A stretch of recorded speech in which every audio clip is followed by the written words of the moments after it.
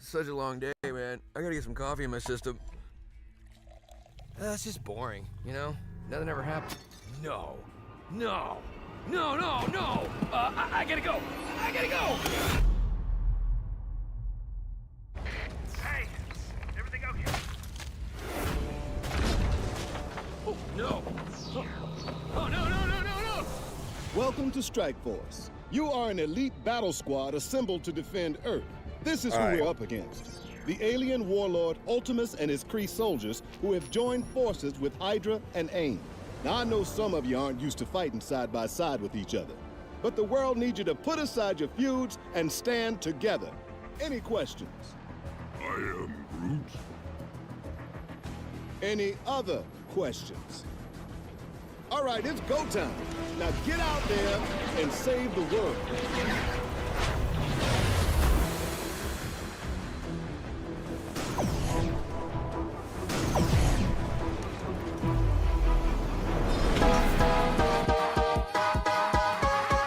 You need help with your Marvel Strike Force game? Then come down to the school of the Game Father. Valley Flying did, and he learned that you can't beat the Game Father. Valley Flying.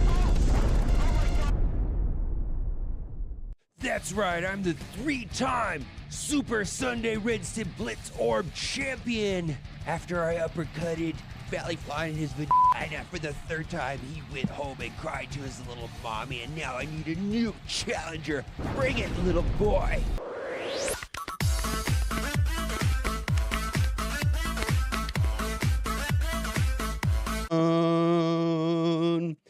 All one with the fucking dope.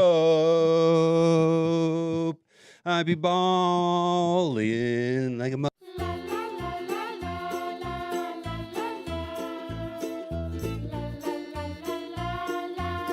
Gamers, keep on gaming because gamers are cool.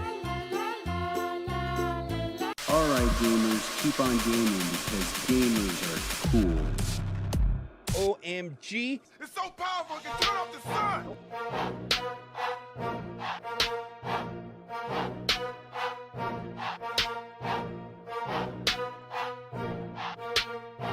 All right. Drop 2 racks just to climb that board. FOMO'd out, oh, this price got ignored. Every auction, bit a slap to the face, cause I'm racing rich kids just to keep my place. Midnight strike, check the ranks, I'm 6th. Leaderboard sharks with unlimited tricks. Swipe that card like pride don't apply. Pray in the auction where go please the guide. On Odin's up top, they said with a grin. But it's gated behind how much cash you spend. Or diamonds for dollars, rent check gone. And all I got was shafted again. I thought I'd made it 50-55. Log back in, drop 1,200 spots. Packs were bought, not even cheap. Now I'm just broken, lost some sleep. Rank 50-58, man, what a joke. Scopely's got me, I'm mentally broke. No diamonds on Odin, no leaderboard flex. Just regretting the debit card wreck. One more pack, I told myself. Now I'm just ready, post a torch on the shelf. Diamonds ain't ready, this costs too much, and I missed the Hello there, how y'all doing today? Well, span hard, got him back, roll the dice. Spin again while the rest stood still. Leaderboard jumping, just bending the wheel. Some said fair, some called it rigged, but Scopely said, trust me, bro, it's fine. Trust got nuked in the middle of spin, and the only real winner, the devs in the end. Leaderboard clean, now it's just broken. They passed the math for high stakes and smoking. Points for nothing, refunds in play. Hello there, how y'all doing today? Just look away. I'm just in a goofy mood today. See, I need to see Twitch chat a little better. How are y'all doing? Welcome in. It's Sunday. We're gonna do Cosmic Crucible. That's not my chat. Somebody else's chat. All right. Pop out chat.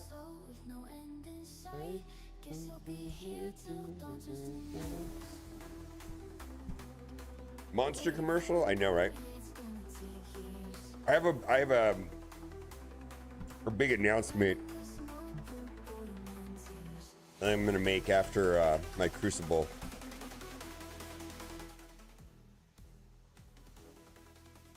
I thought I needed to speak up on an issue. I can't stay silent anymore. This is too much. Big announcement.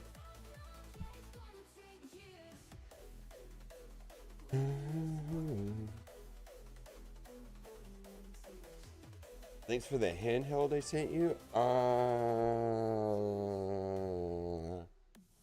I see a notification on my Discord server. I haven't looked at it yet.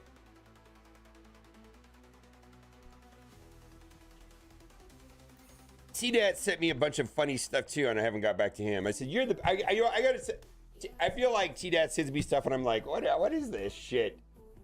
You're the best, T-Bat. All right, Franklin's just around the corner. What, Thursday, right? Benno did one taco of everything channels. Oh my god.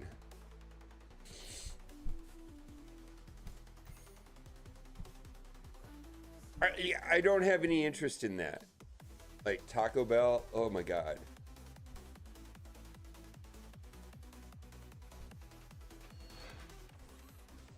I would rather do the one chip challenge than Taco Bell.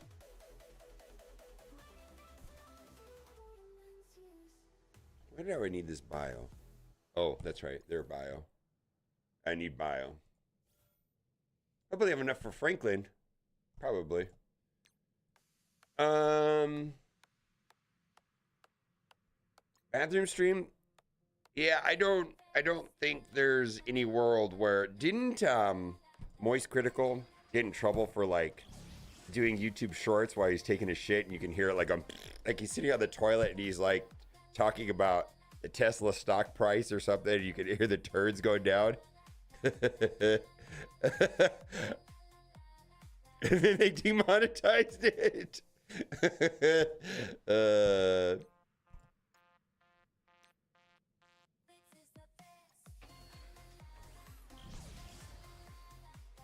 Yeah, the one chip. I'd rather do the one chip than Taco Bell. Holy moly.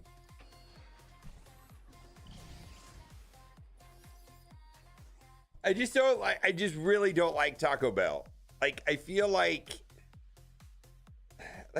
I know that not you guys don't have Del Taco, but like if you have the option between Del Taco and it's gross compared to Del Taco.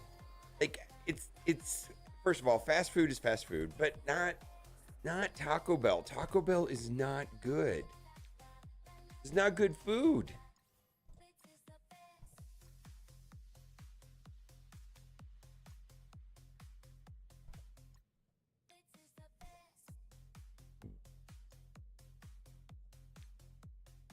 All right, what do we got here?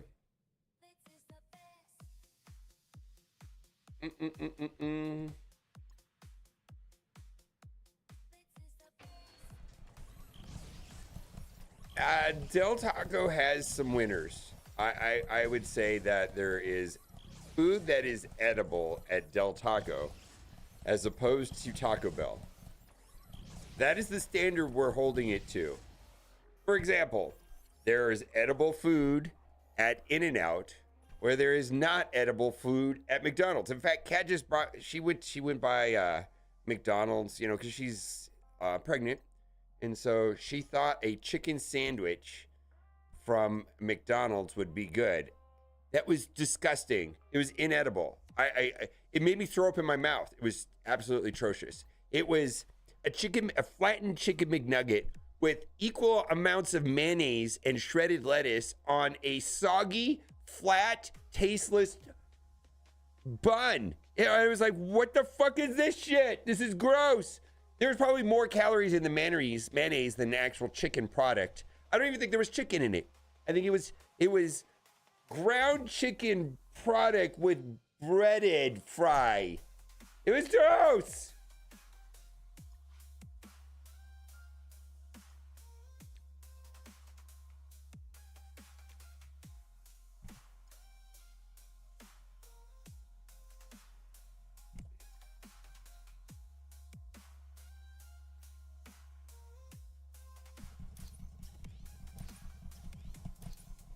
%, chicken parts. It was 52% chicken parts. I like that. 52% chicken parts. Also, I did try to look for some metal transformers yesterday.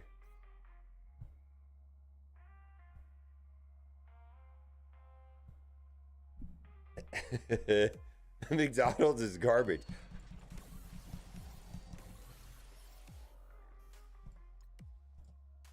Well, there's a saying, there's no accounting for taste.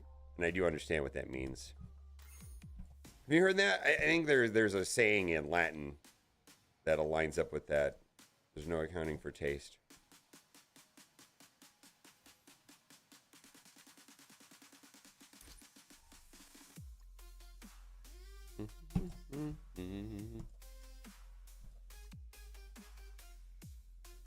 I need to make a YouTube video. Like, I know that. I know that.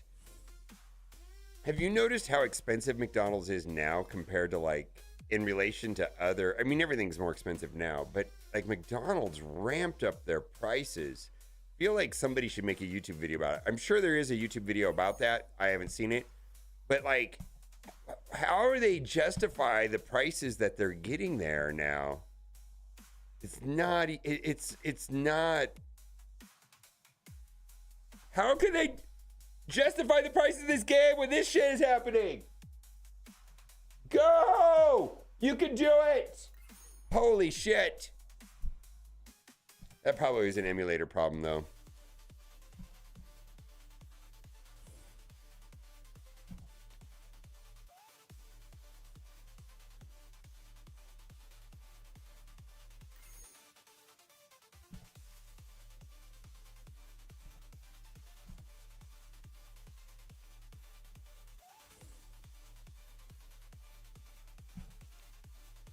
I mean, I don't mind. I just rather go to like a place like Chick-fil-A. Chick-fil-A's. I mean, I guess McDonald's is fine for breakfast. Kat said that I gotta wear these. I don't know why she gave me these. Said I should wear them today.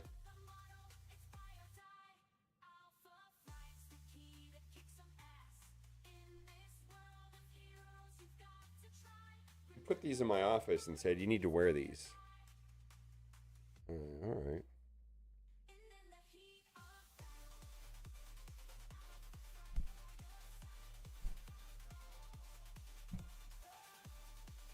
I don't know why she, I'm looking at my desk and she's like, wear these. I'm like, all right.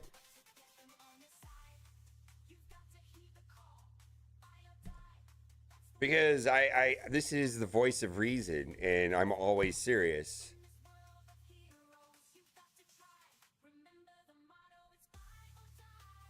Oh, my announcement will be coming up, and it's serious.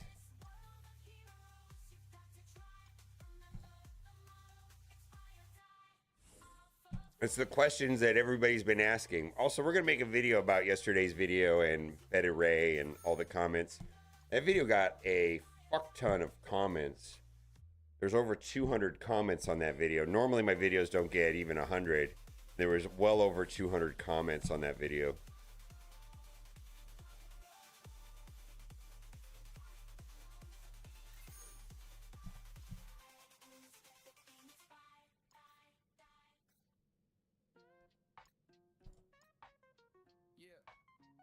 Oh, I better do my Crucible. Holy shit. Well, I'm doing this because I just want to make sure I don't miss any of the...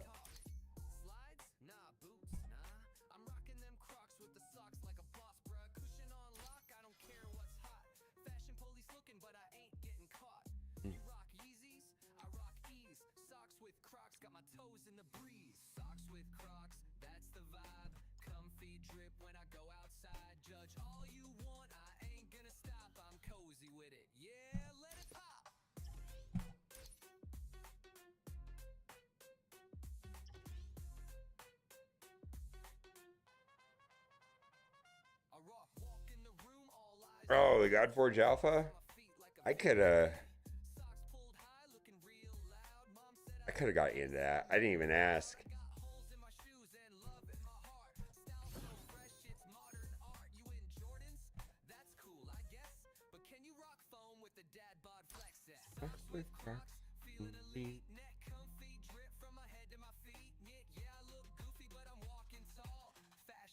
I hope that game does good. for selfish reasons.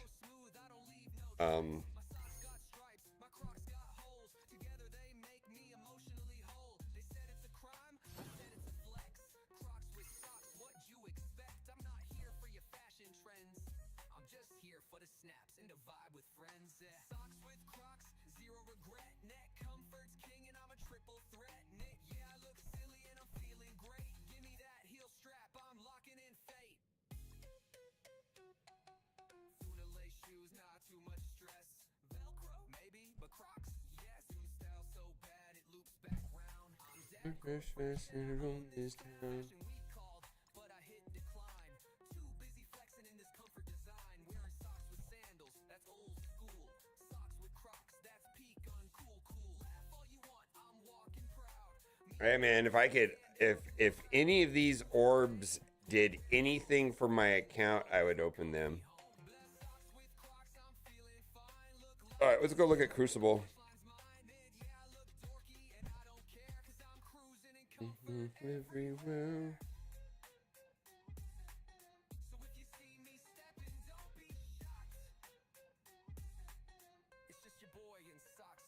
All right, so in room 3,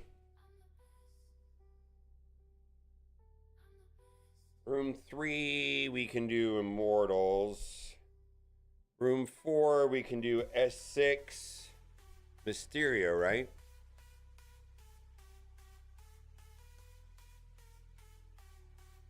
Wow, we better one-shot all this shit. All right, what are we gonna do here?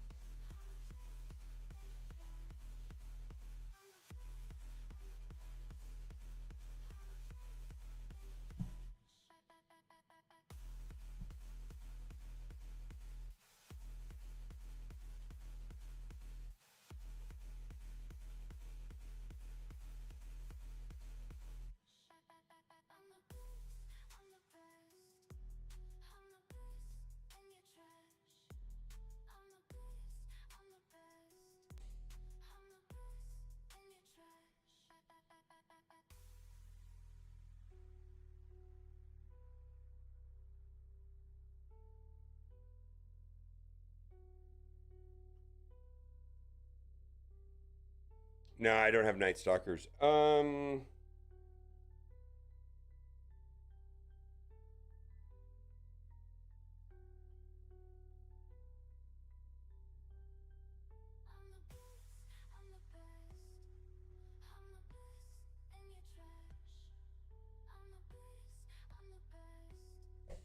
right, I'm gonna do it. I just don't care that much. If it's interesting, I'll post it, but I'm gonna.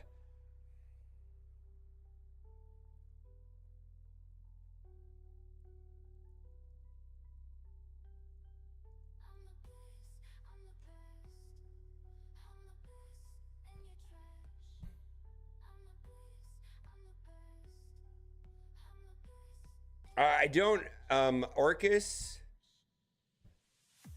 I don't have Captain Britain though. I just have like a normal. I don't have Captain Britain though. I've got just the normal Illuminati.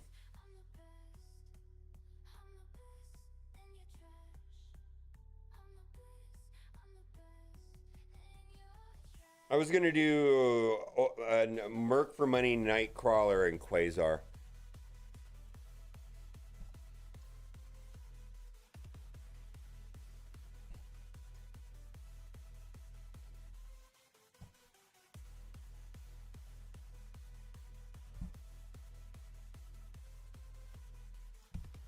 Yeah, Yeah, that's what I'm gonna do. All right.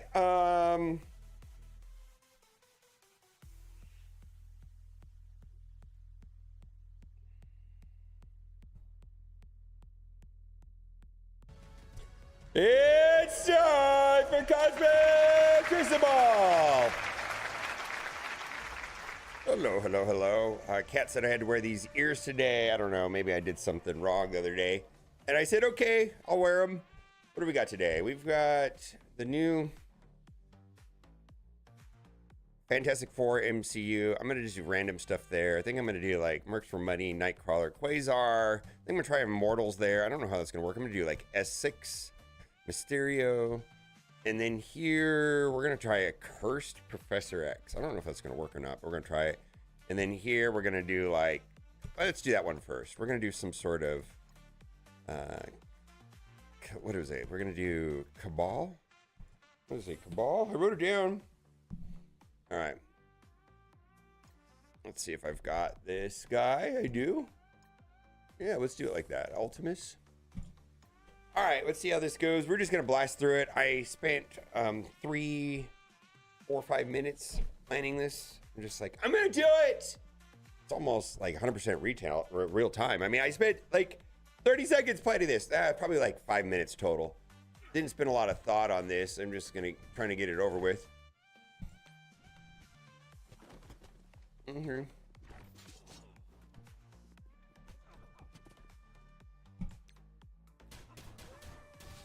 Oh, get off my lawn. All right, well, see, Songbird goes first, so.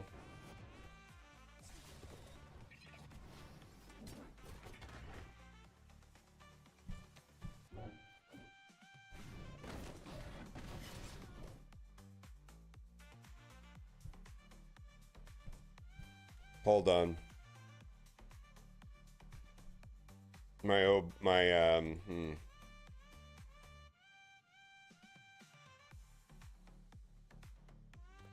I was recording and my recording stopped because I ran out of memory, my space, on my hard drive. Oh.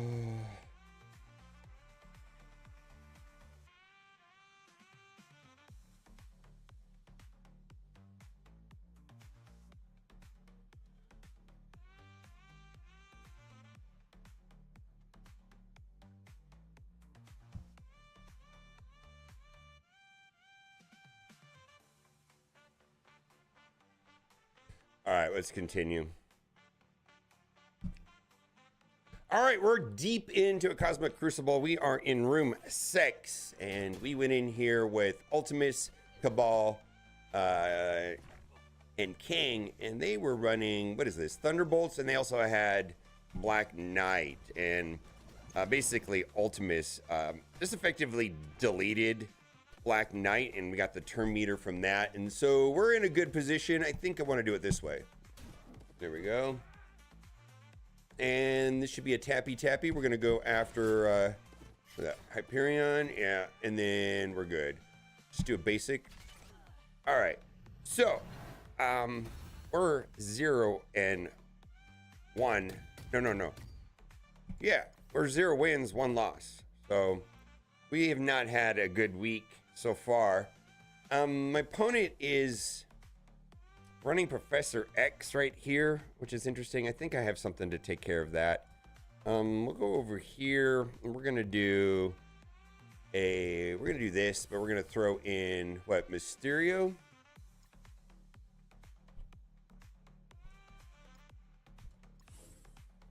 And was there something else I needed to do here? I can't remember if I was supposed to put in Vulture.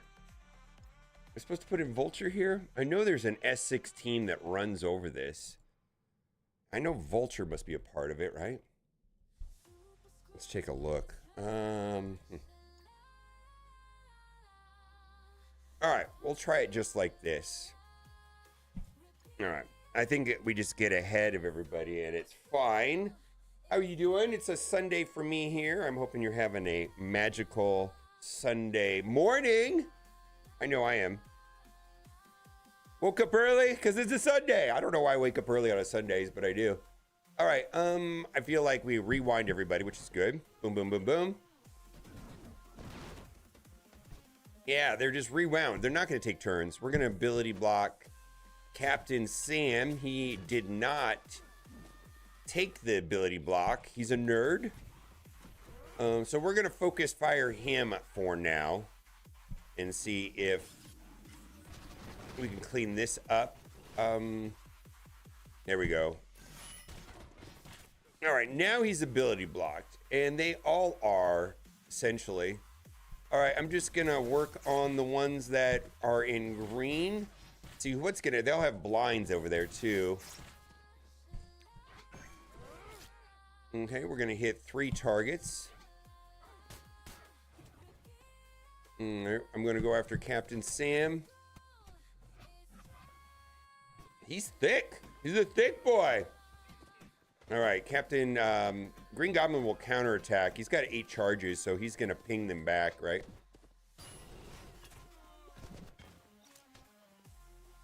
All right, this will hit the whole board. All right. Boy, thickness, man. That should be a triple tap, right? Okay. So we are 2 for 2 so far, and kind of a little bit unsure how to approach this. Let's try Immortals here. I feel like this is an Immortals trap, actually. Okay. The problem with this room right here is going to be the in-game Thanos can ruin my day. I know, like, the other thing is that if I had gore, I would have to focus on gore. But there is no gore.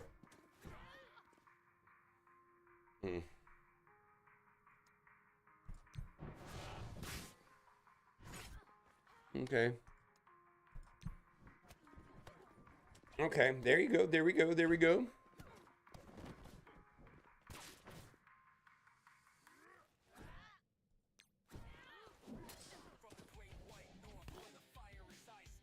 I mean, I feel like in-game Thanos should be Cloder's. That's what I was afraid of, is that stuff right there.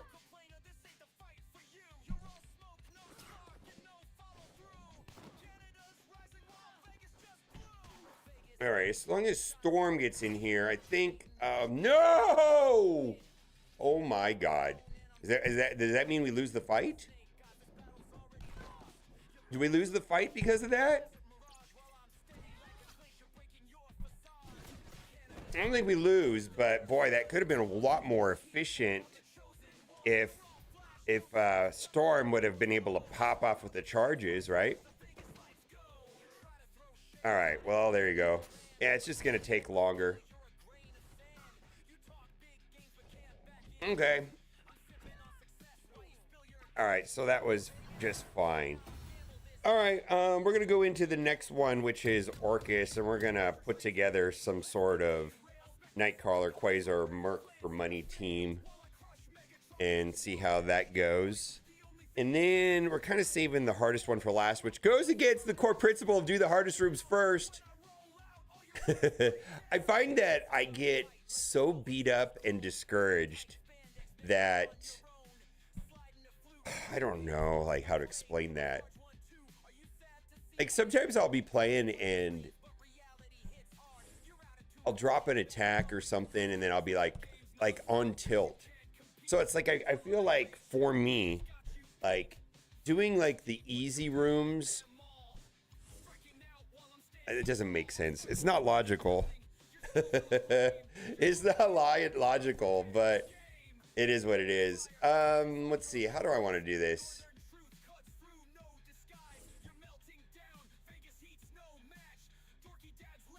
Nah, let's just do it like that. All right, let's see how this goes. Why am I wearing these ears? Oh, Kat said I had to wear their ears today. She put them on my desk and it's like, you have to wear these ears. I have no idea why I'm wearing these ears. I just looked, it's like, oh yeah, I'm recording. And I got these on my ears still. Okay then. We'll just have fun with it, I guess. All right, give me some turn meter.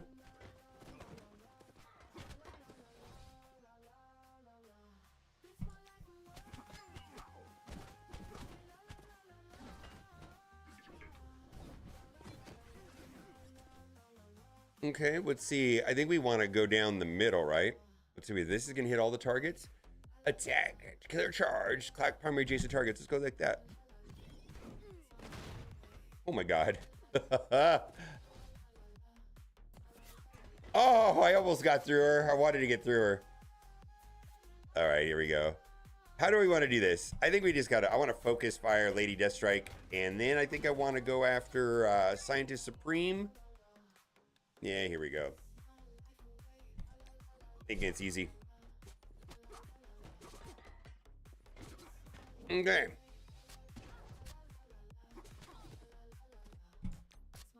Boom, boom, boom, boom. Assist. Yeah, get through it. All right. Let's go for Nimrod, right? She has some annoying revive thing. I think it's better for her to be last anyways.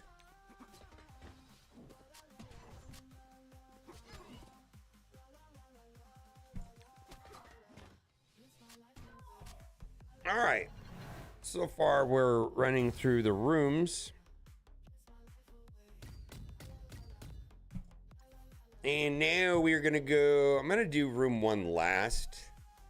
Because I literally wrote down random.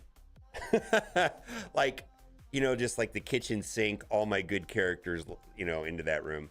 What I'm going to try here...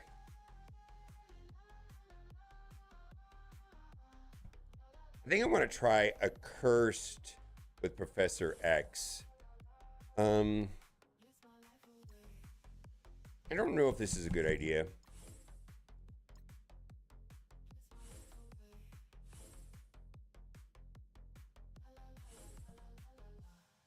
Maybe it is, maybe it isn't. We're going to find out. They got Gambit over there. It's kind of weird. Well, we'll just give it a shot and see how it goes. Oof. Hey, I do the easy rooms first to build my confidence.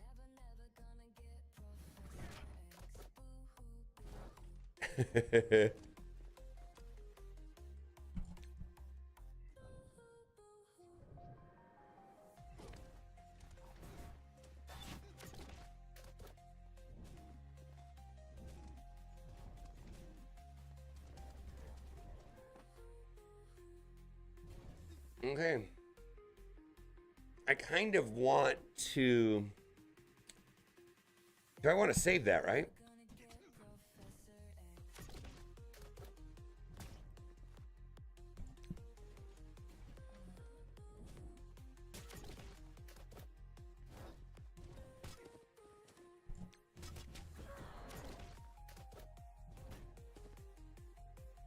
Oh, I should have went over there.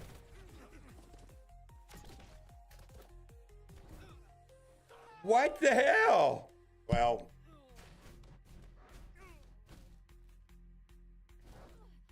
All right, we got a small problem here. Becky, we have a small problem.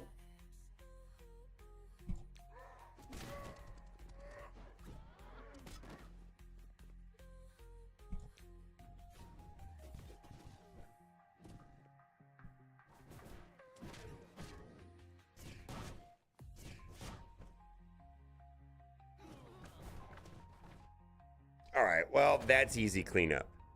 That's easy cleanup.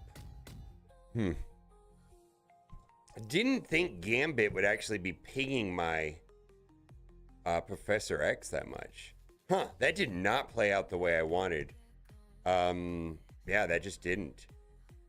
That was very different than I thought.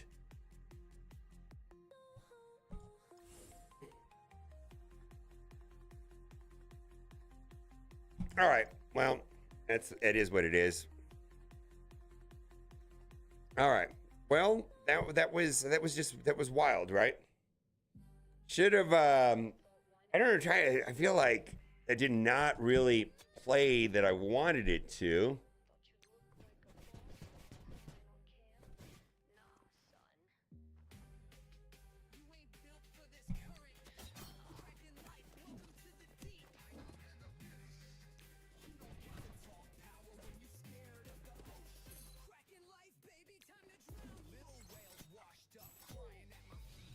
All right, well, now we're gonna, I have no plan for the last room at all. None, zero.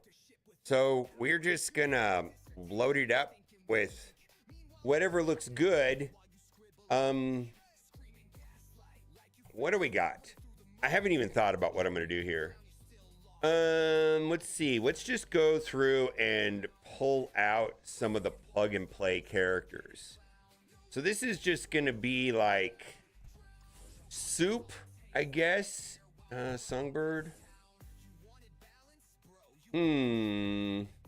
Weaver can be soup. We got Dormammu can be soup. Oh, I have mirror match. What about mirror match with APOC? Mirror match with APOC? I wonder if that's enough to do it. Or what about mirror match with Dormammu?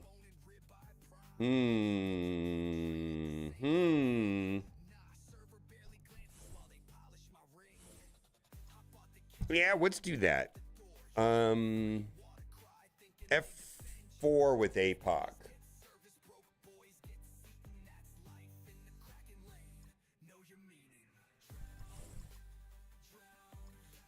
Let's see who's gonna. Okay, let's do it like that. All right, we'll see how this goes. I didn't even think about this. I think we're going to be getting Franklin on Thursday as far as offers. I'm going to be coring Franklin. See how that goes for me.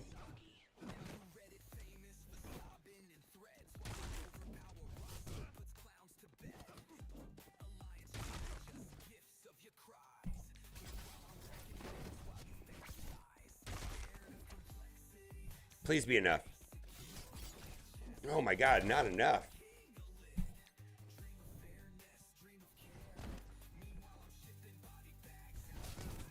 Why? Just die! Oh my God, die!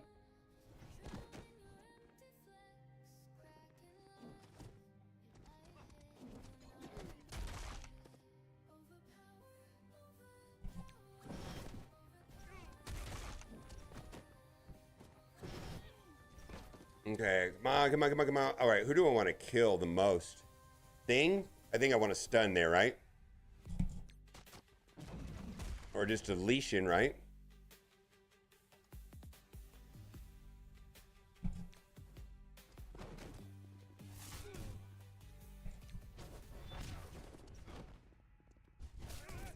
All right, let's see how my opponent did. I dropped one attack.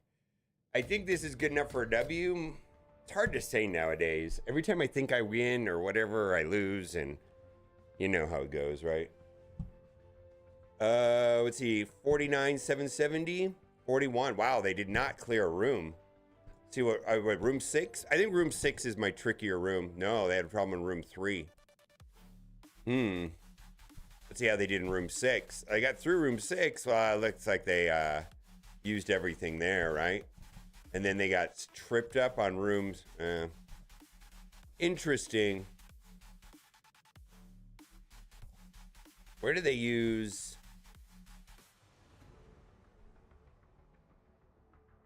Where did they use? Huh. I don't see it, but where did they use their accursed? Did I miss it? Oh, right there. I see. Oh, I don't know if that's the right place to use accursed. All right. I think I got it. All right. Well, that's a W. That's a W. Bye for now.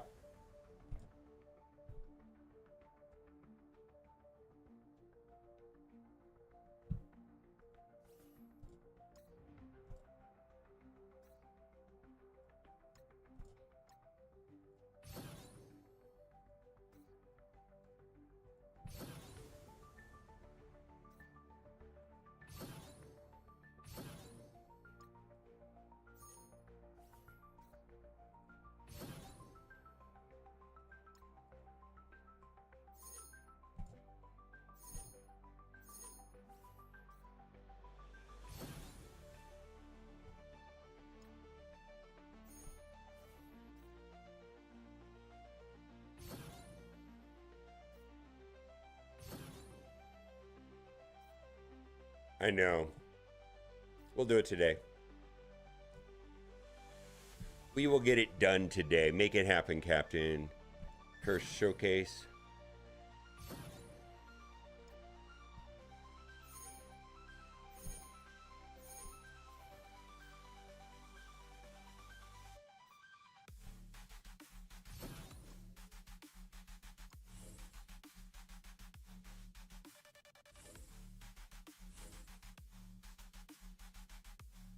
All right, I think I got my cooldowns ready on this, so it'll be fine. Nice ears? I know, man. I have a big announcement to make.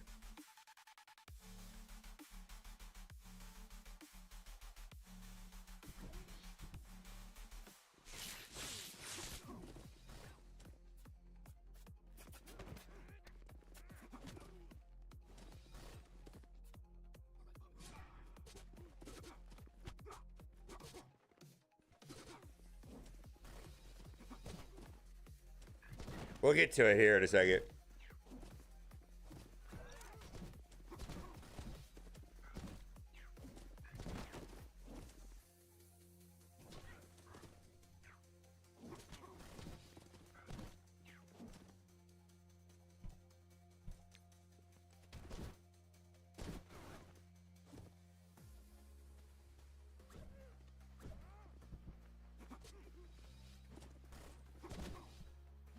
I think somebody told me to leave him for last.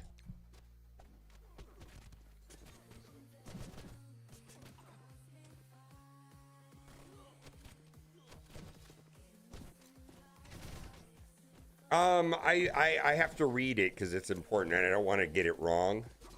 So a lot of people have been asking me questions and I take this shit seriously. So I want to make a public record of the facts.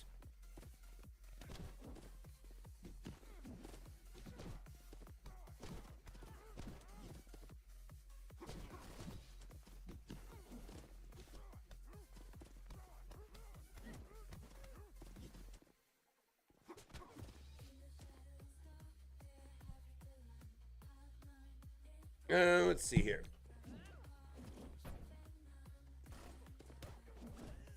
Almost gotcha. Come on. The cat ears are not a clue. No, actually, they're not related.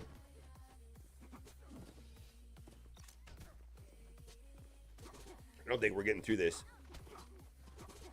I don't think we're getting through this hero with this team.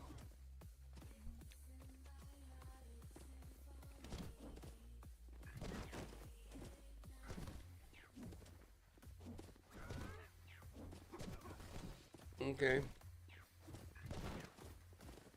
It's so serious that I'm going to leave my cat ears on. How about that?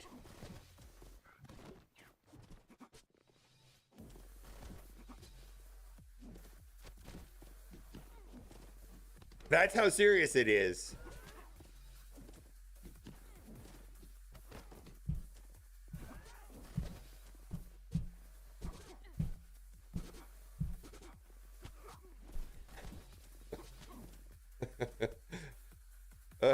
Let's see if we can do it right here.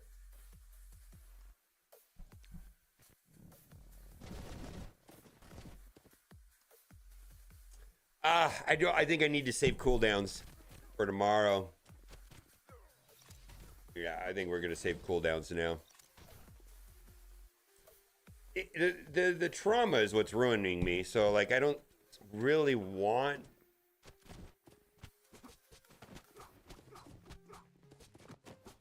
Oh, I'm not leaving Marvel Strike Force. No. No.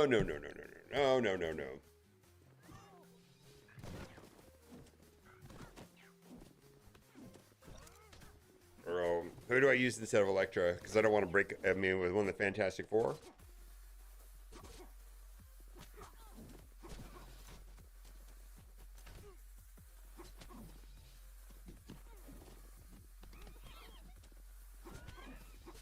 Cat Daddy.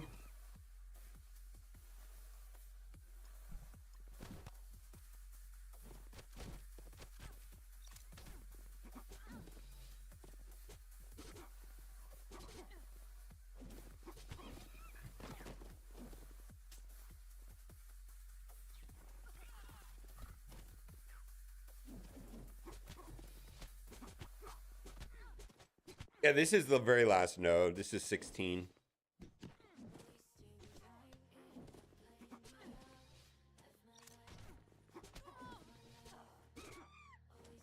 Announcing, no, unfortunately this news is not Marvel Strike Force related.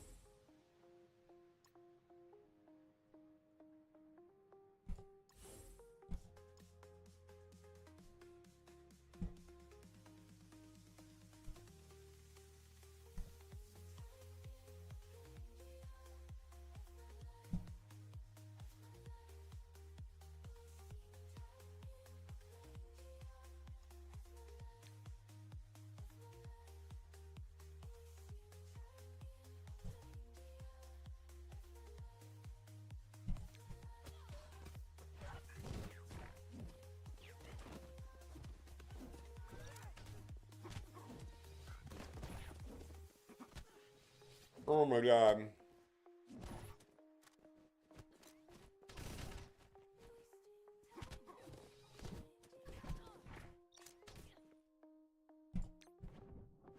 Come on, people. All right, we got through that. That's great. Oh, hey, this is going okay. Let's see if we can get rid of you.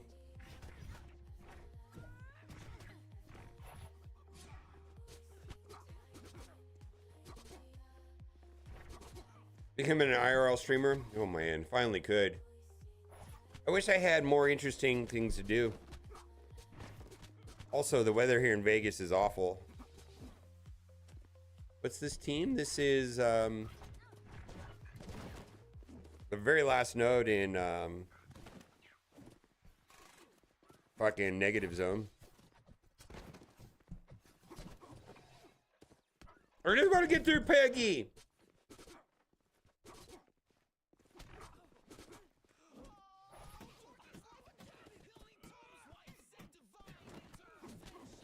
Yeah, I don't know how it is today. It rained pretty heavily a couple days ago.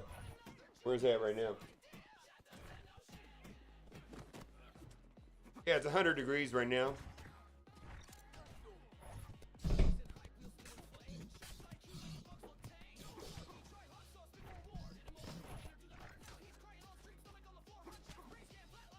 Yeah.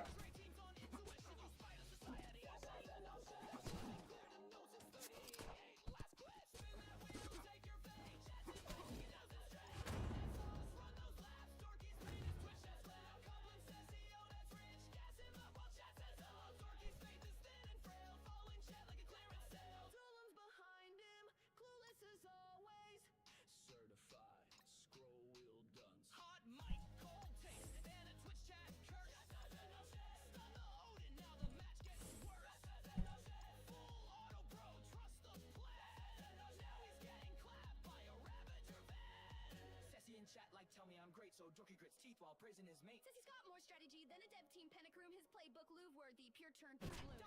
Cries like Doom got nerf whole streams of fail montage since birth. Daycare builds all a mess, wheel in the back looking like MSF resets. Isn't that on the merry go round? For the night, you just sweat for the chat. Got wiped so bad, even though Trump said that's sad. You call it content, I call it defeat. You lose so much, your roster got cold feet. Stream title says that, but you boil it air. Only thing you carry is your own blank stare. Still less better than Danger. Oh, come on. I see why this node is that you're gonna need Franklin. It's just that the way the node is set up, right?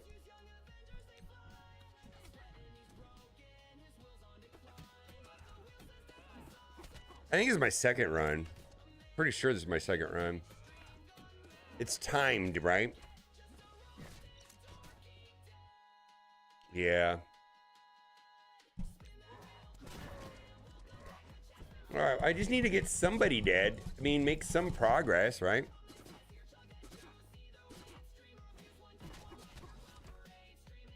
But just so I hit the whole board.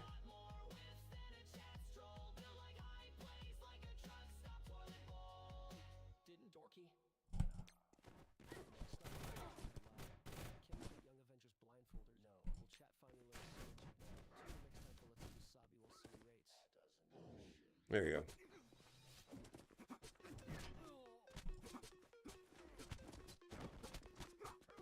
I think so. I think this is my second run. Well, let's see if we can get through you right here.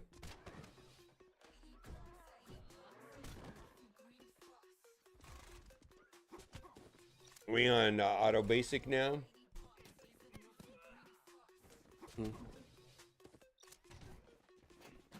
I mean, I play it until the character dies, and then I put it on auto basic.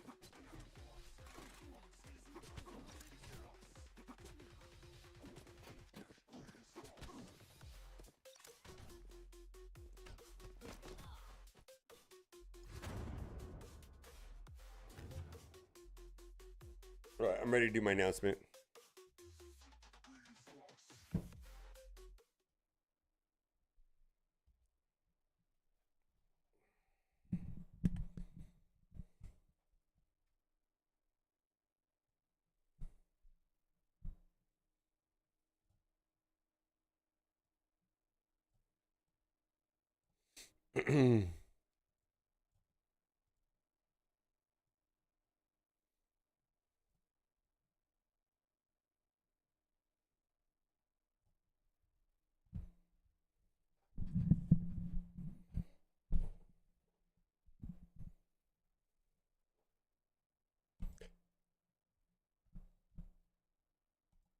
Oh, come on.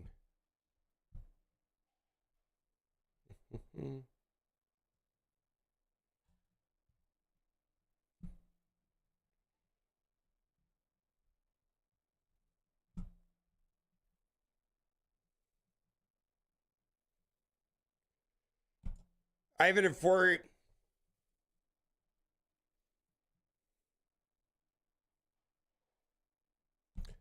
I have a very important message today to address all the allegations against me. I want to be very clear. I am not on the Epstein list. And also, there is no list. And also, if there is one, oh, I did it wrong. Fuck, gotta start over.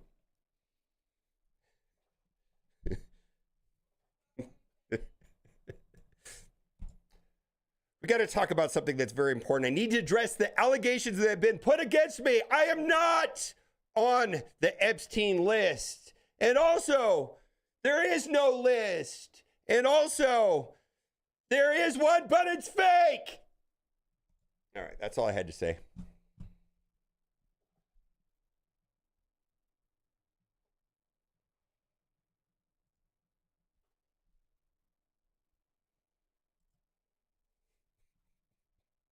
There's no point to that.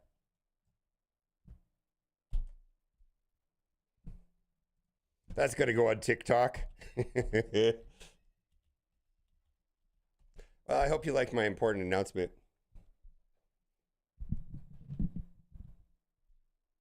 We just had to clear some stuff up.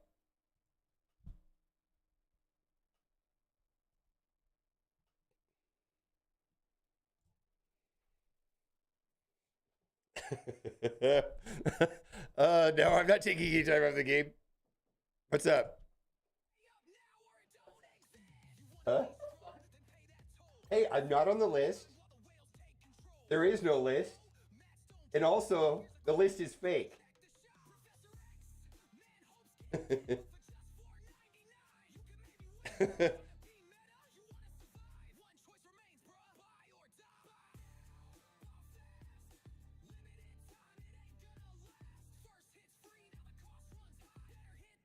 I'm not on the list. The list doesn't exist, and it's fake.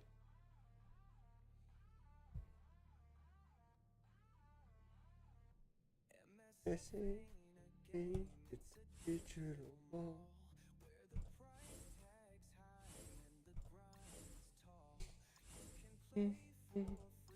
But you wonder.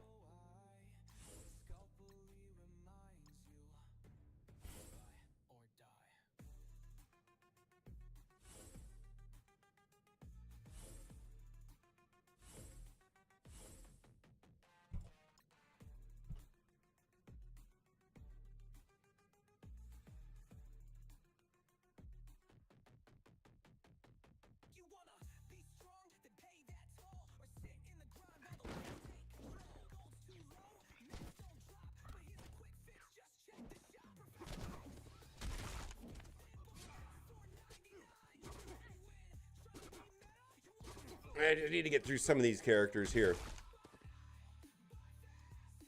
See if I can get through you.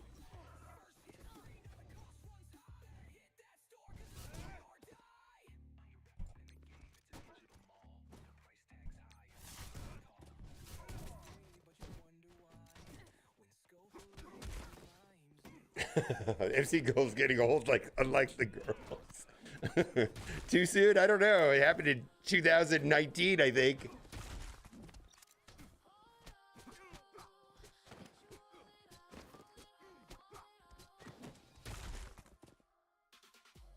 All right. I wonder if I could kill her.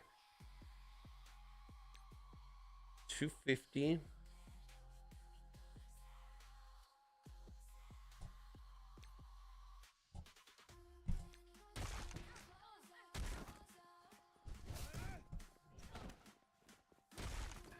Ah.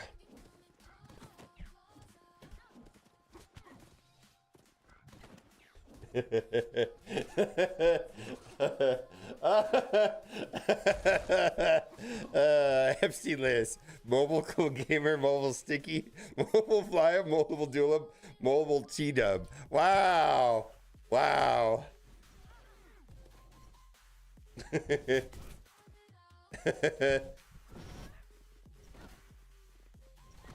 Oh, come on, get a kill. Why won't she die? All right, we'll have to come back to this tomorrow. Babe, they've announced the FC list. Come look at it. Babe, they've got there's the Epstein list. Look.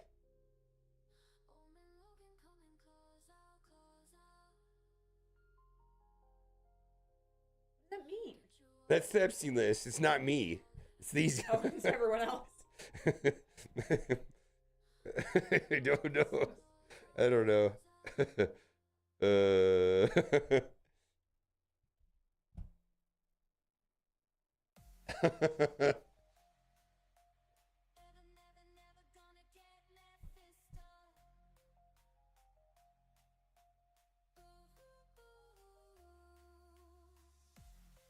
What the hell is this? I don't know what this is.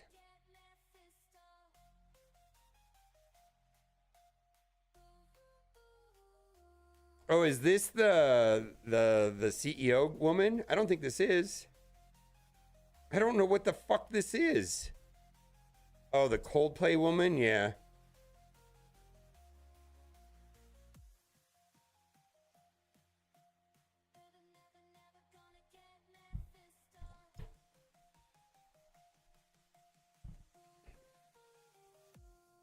Yeah, Kat's doing all right.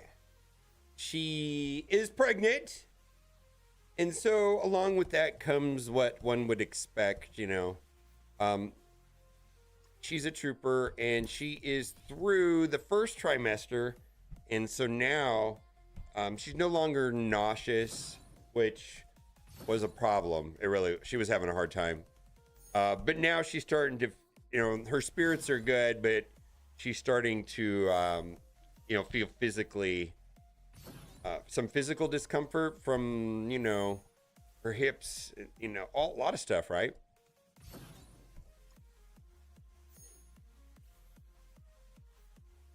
But we went out walking the other night and she was walking faster than me. We go walking. Where did we go? We went down to where the Link Promenade, where all the, when it rains here in Vegas, the wash runs through one of the parking garages and goes into the tunnels, and it's quite a spectacle of how much water can go through there. Like, if you've ever seen any like YouTube videos of like Vegas flooding, it's always there. So it rained here pretty hard on, I didn't stream because it was raining, Friday, I think. So it was Friday we went out. It was raining. It was like really raining here, like an unsafe amount of water. For here anyways. Although they had worse rains in Japan, in Tokyo. Did you guys see that?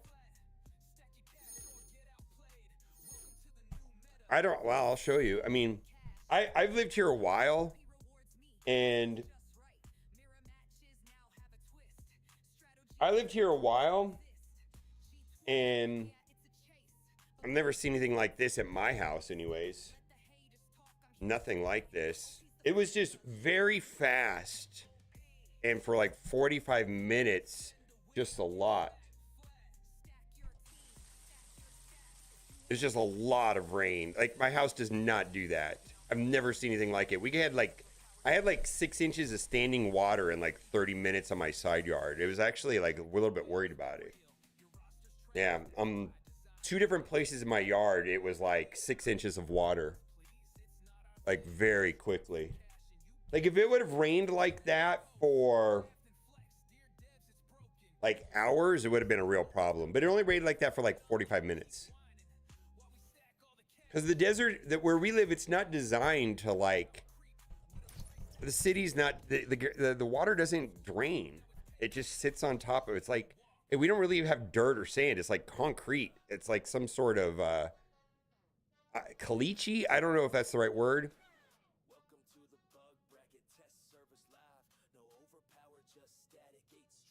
I don't know.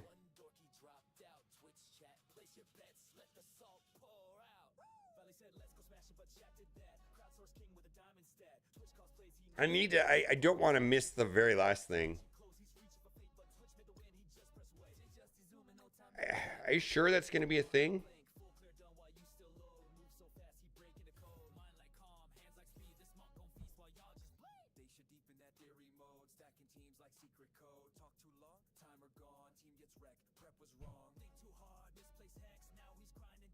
But it might be like 2 inches in like 45 minutes. It's not a lot of water. But and the other thing too is like only our neighborhood. Like I don't think it even rained in the rest of the city.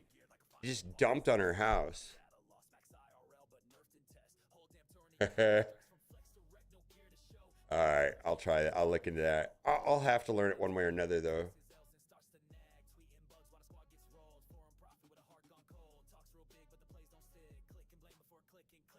I'm not gonna do that. I'm not gonna dance. I'm not gonna sing. I'm not gonna eat Taco Bell. I'm not gonna do any of that.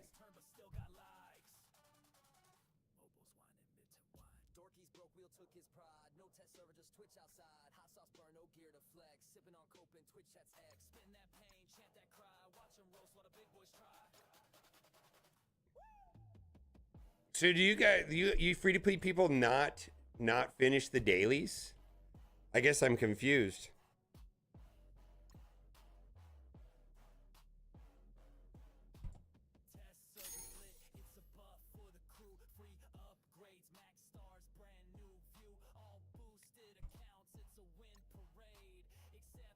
Or not the dailies, but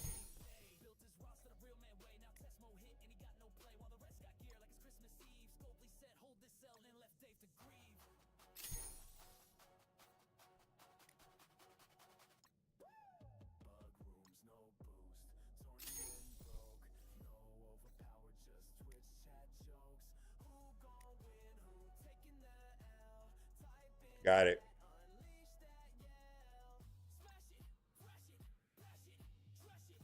So that means I have to catch all the energy refreshes throughout the day, which sometimes I don't.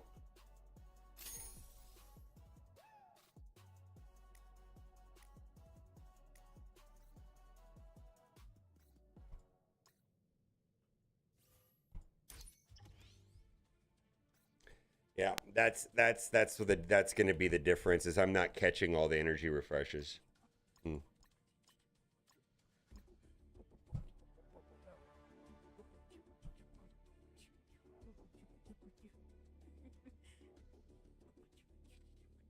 I'm gonna make that beta video. I had a lot of very positive feedback on that video, and a lot of people reached out to me from yesterday's video.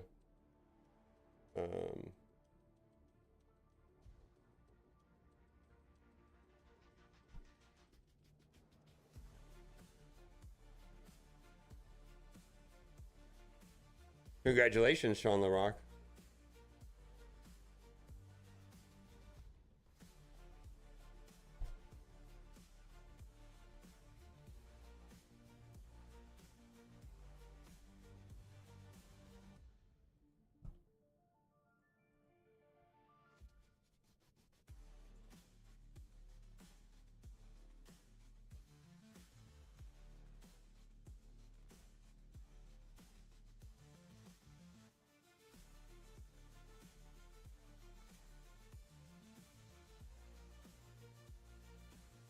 I'm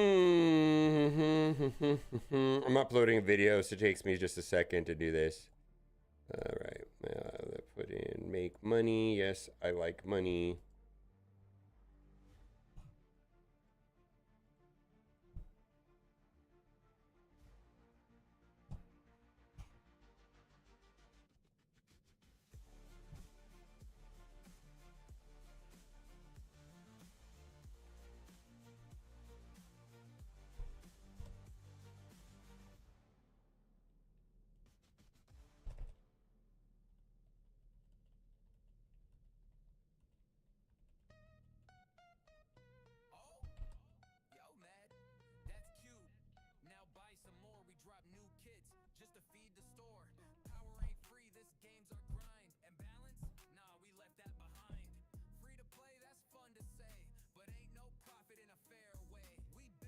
Yeah, I do the 50s. I maybe someone's saying to not even do the 50s on free to play, which I get. See, no Mephisto.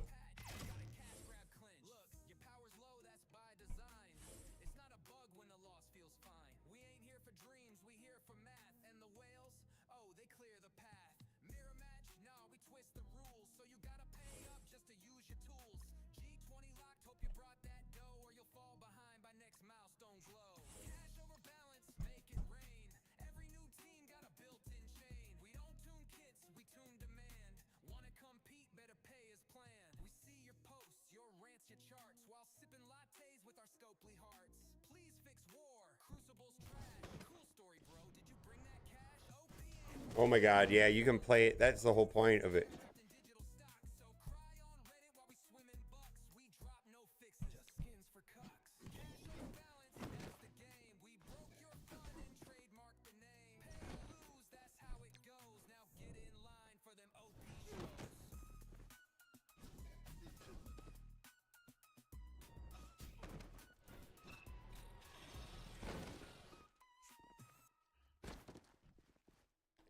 Oh, I don't know what to do here. I don't think a basic will win this, will it?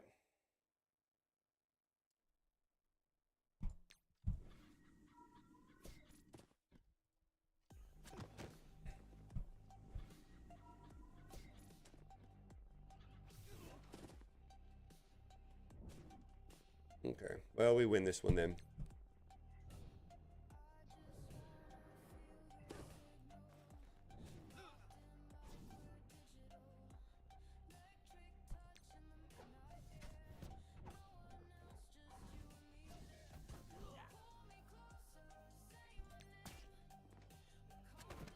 Well, I will track my cores to see how it looks, right? Professor X is surprisingly squishy, right?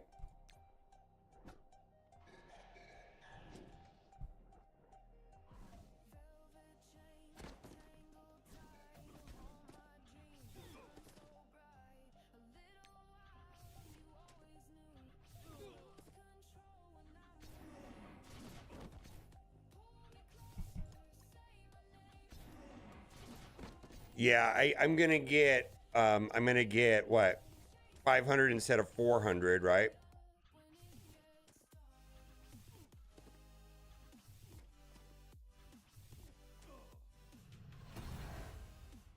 Is this a new room right there?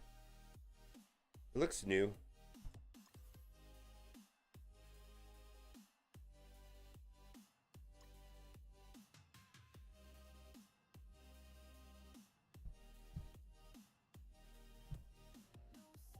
Biz Positive Geek, we might just make a video. Like, you watch me stream enough and you can just tell me how I'm gonna have to pivot. That might be a good video, actually.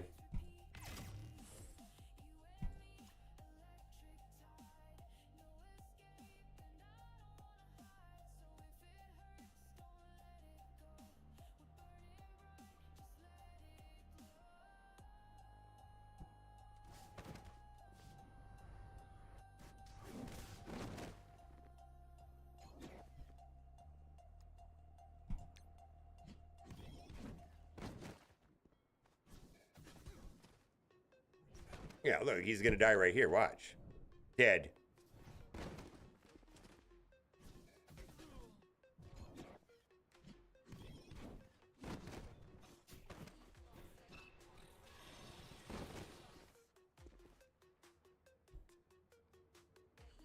Yeah, look at this. They really take any turns? Not really, huh?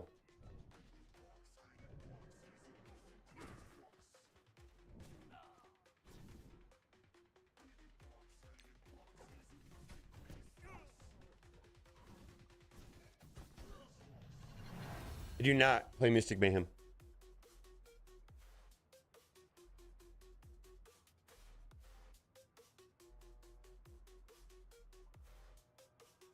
I should use some super current what T4 should use in certain characters for the Xavier grind.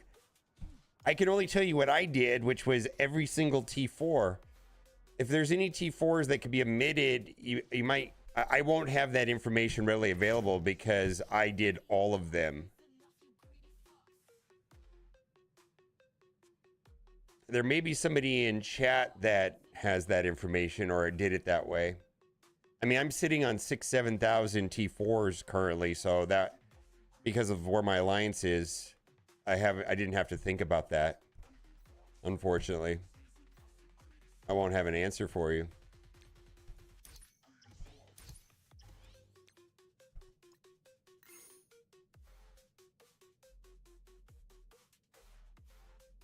I'm not having fun spending in the game. It's actually a detriment to my having fun. So why not try it? My only goal is to have fun. It occurred to me that I might have more fun not spending. We'll find out. It's an experiment.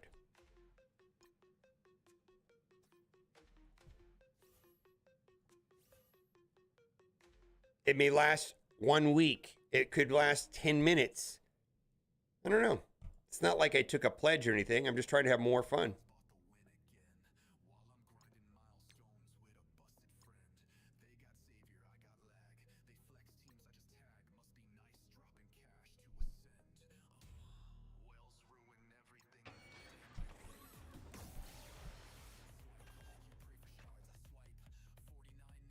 Yeah,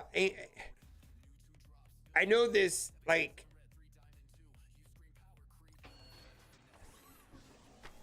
oh, I guess we're not wearing that anymore.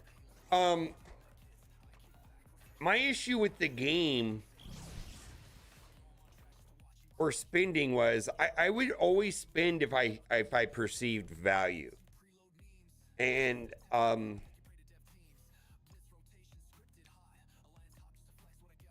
being that this is technically a business expense, I don't really have a budget, if that makes any sense. If something presented itself that made sense to me in my brain as far as a value proposition, I would have bought it, or I would buy it.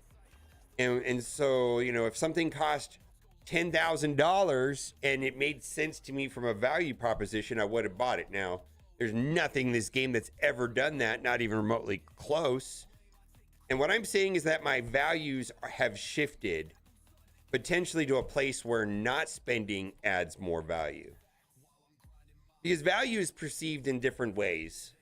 And value may be, and I'm going to tell you, value may vary from person to person. I'll give you an example. Some people get value from purchasing items from a store that has better ethics, let's say. Even if it's more expensive, they're willing to spend more, and they see value in purchasing things from stores that have values that align with their own. I don't look at things that way. I'm just going to say that. I just don't. But that's what I'm saying. Everybody's got a different value system. And I'm just saying that it occurred to me that maybe that what I value in this game was being impeded by spending, in fact. I suspect that. I don't know that. But it sounds like it was causing me to have no fun. Essentially, I got to a place where there was nothing to do, and every click of this button was a waste of time. And I don't want to feel like that anymore. And spending was creating that problem.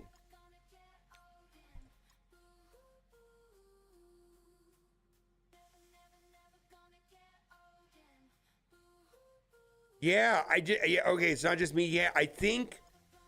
Okay, so this is why it's a problem, and I understand that there's a mix of spenders and non-spenders, and everybody here has different values. Let's just agree that we're all big boys. We know how to spend our own money, right?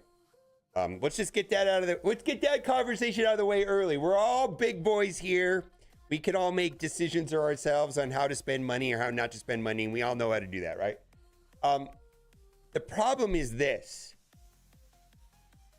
If the big spenders in the game, which you may care about or you may not care about, I'm going to say that it worries me that the big spenders are not spending. Because we don't have a game if that happens. If the big spenders stop spending, the big spenders have funded this game for years now. And if the big spenders are sending me DMs saying, yeah, I'm bored out of my mind, I'm going free to play, that is not good for the long-term viability of this game, which I want the game to be successful. I don't really care if they have $10,000 offers and people want to buy $1,000 shit. I'm not going to buy it. But if they buy it, it makes them happy and it funds the game, good.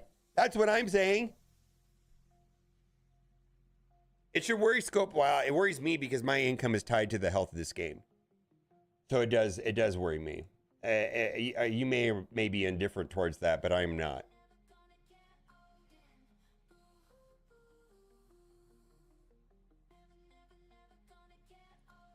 Yeah.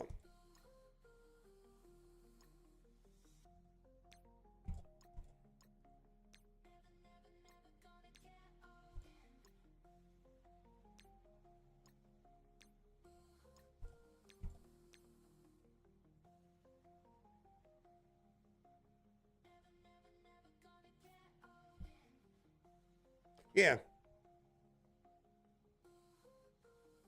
Yeah, I get it, Beta. I get it. Yeah, I mean, I know that there's, I just want to put this out there, Beta, and I know because you've put yourself out there. In general, the broader based community is not going to have a lot of sympathy towards Kraken problems. It's just the way that's the way it works in all games. They're just, people are not going to have a lot of empathy. And I think that's why I was having a hard time figuring out why I was frustrated and how to talk about it, because a lot of the concepts in the video were essentially spender problems or late game player problems or Kraken problems. And it was hard to verbalize it in a way that didn't sound like a Kraken problem.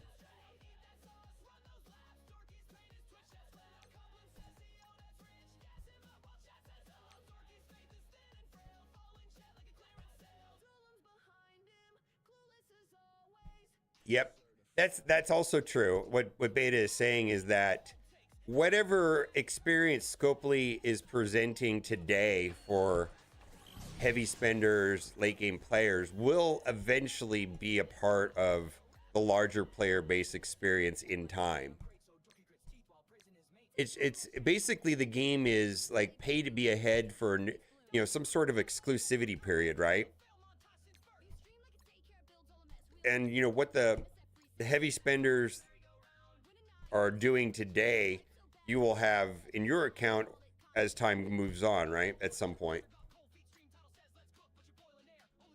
The difference is time, right?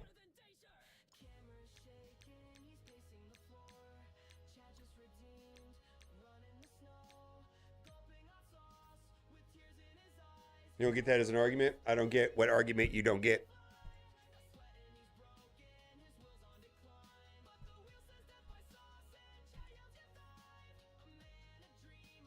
No, it's not a problem. If the Krakens are having a good experience now, that experience does eventually become your experience.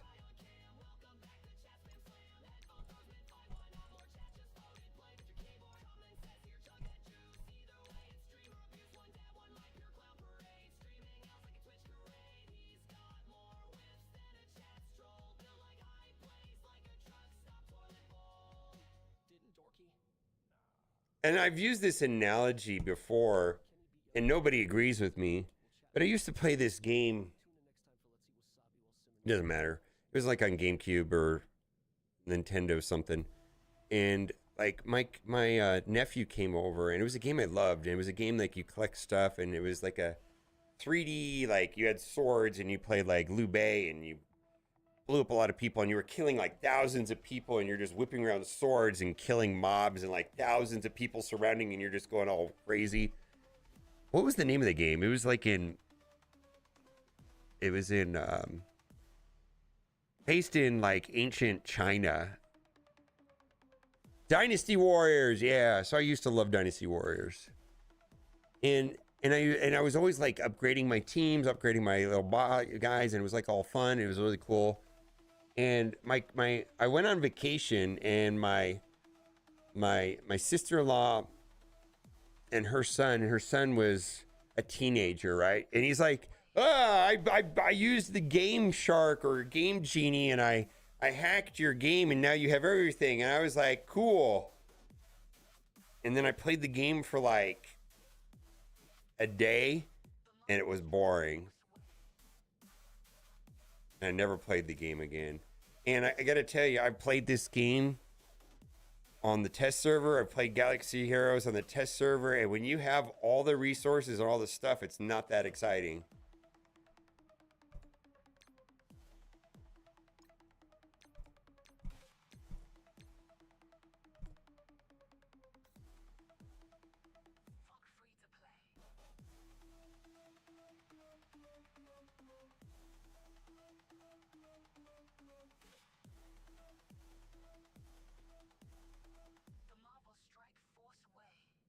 Do I think I enjoy Raid? I actually suspect I don't. I think the issue I'm having with Marvel Strike Force is that there's nothing to incrementally upgrade. I actually, like, if I'm being honest, like when I started over on brand new Marvel Strike Force account, I think that was more fun than Raid.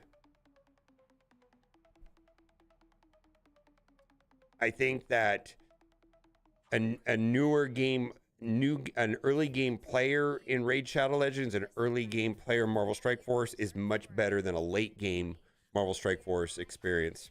Absolutely.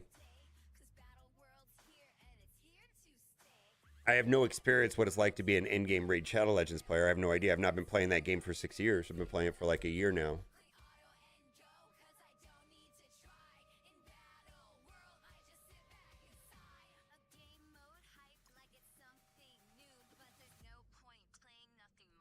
Don't care about incremental upgrading? Yeah.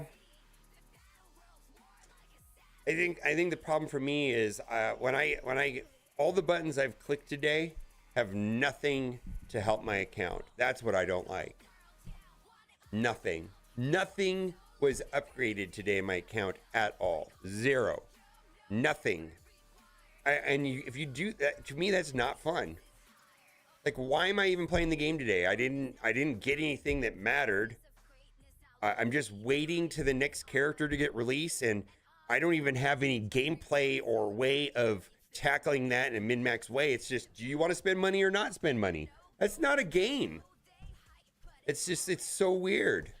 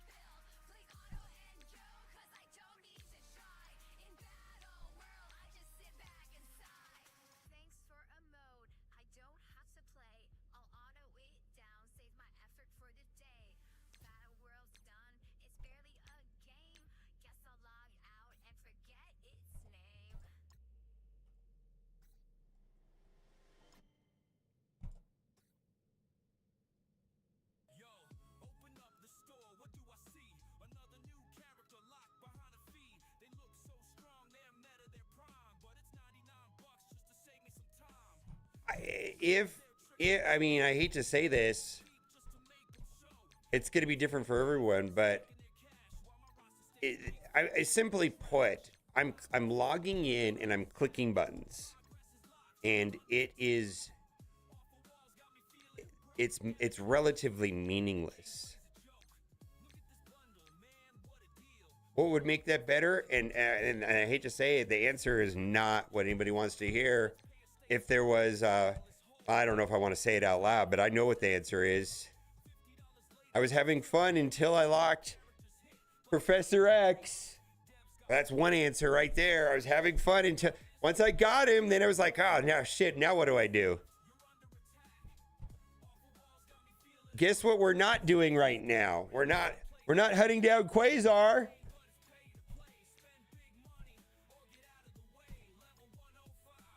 I don't know what to tell you. That's just my experience. I was having fun up until getting Professor X.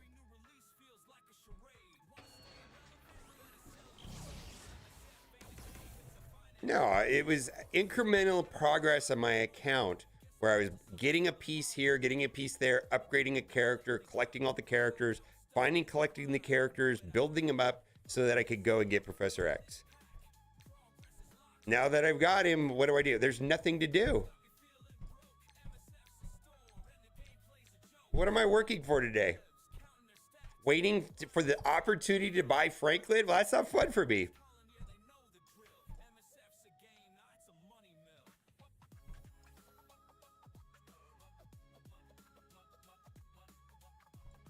And I say, like I said in the video, everybody's got a different reason why they like different games. I just I'm like today, I had fun in Crucible, right? Cool. Did I have fun playing raids? No. Did I have fun doing my dailies? No. Did I have fun playing in the arena? Yes. But all this, like 80% of what I did today was nothing. Negative zone, nothing.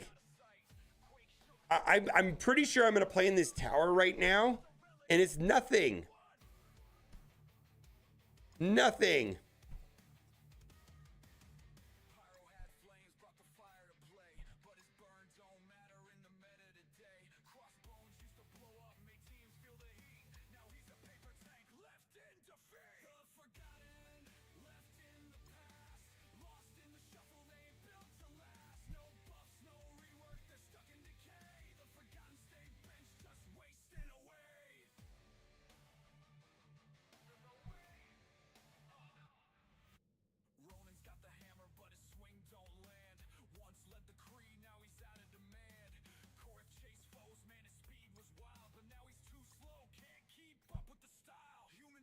I mean, there's several parts to the game, right? There's the gameplay part, the puzzle part. Some people care about that more. Other people like collecting characters and upgrading them. I'm addressing only the latter concern.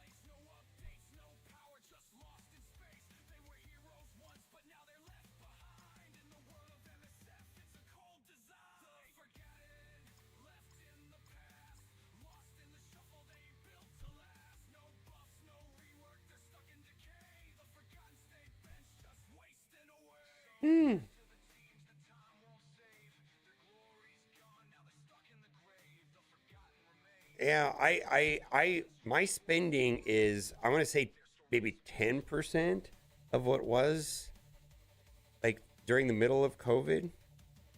Yeah, and it's gonna, like, if there's a situation, like I'm what the only thing I was trying to say is the little spending I've been doing has been taking away from my enjoyment of the game. It has made the game incredibly dull. I mean, at a minimum, I was spending $500 a month during COVID. Then, I would say about 18 months ago, it dropped down to $230 a month. And I went and looked. Last month I spent $80.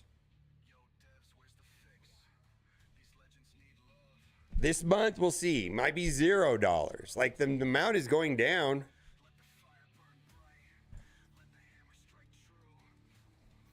I'm just gonna core him. I got 25,000 power cores.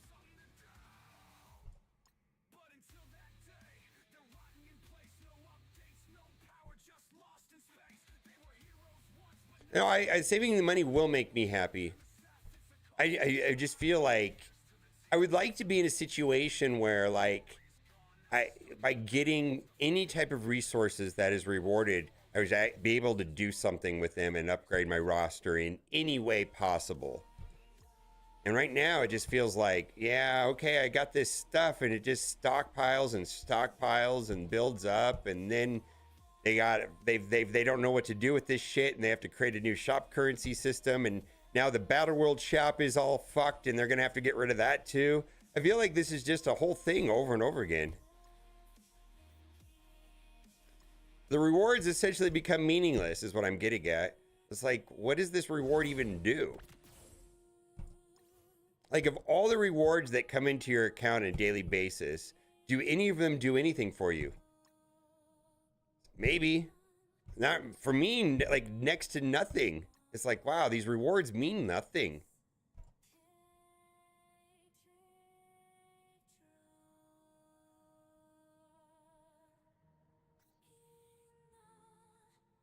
Yeah. And even if your experience isn't the same as mine, I'm going to say that a large percentage of the rewards that you get on a daily basis for all players is nothing. It's useless. What percentage of the rewards that you get on a daily basis are actually do something to move your collection power forward? I mean, just type a number in the chat. What percentage of the rewards actually do something for your account?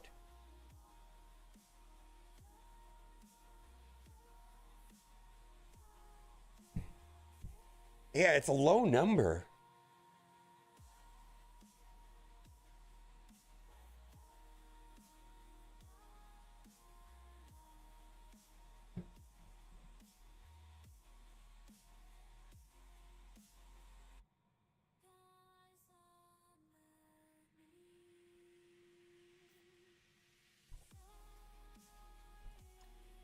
Yeah. Intel's useful. I agree. Yeah, so okay, so to be fair, this was a useful purchase today, right? And this will advance my Franklin when he comes in. So in everything that I did today so far, and I've been playing the game for an hour and 34 minutes, this was useful. I actually pulled, I got to be honest about this, right? Because it's not all bad, right?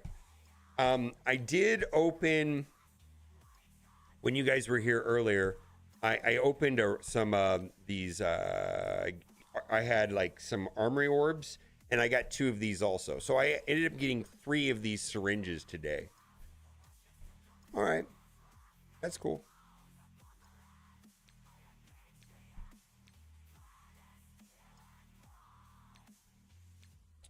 So, I mean, it all wasn't meaningless.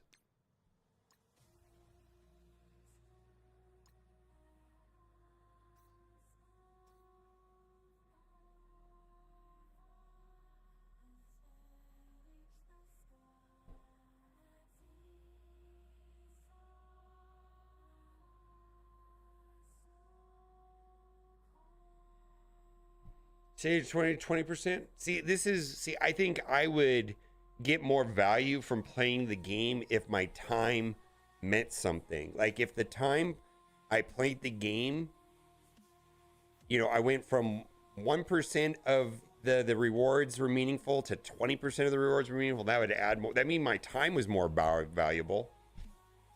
Is what I'm getting at.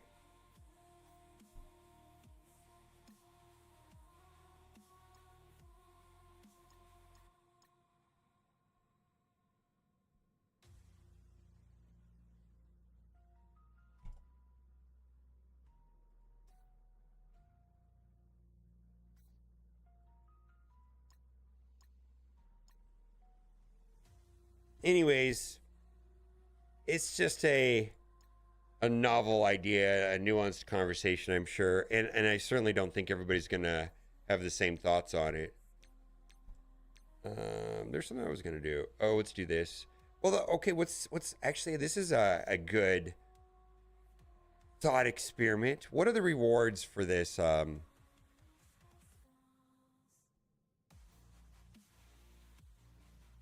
This event.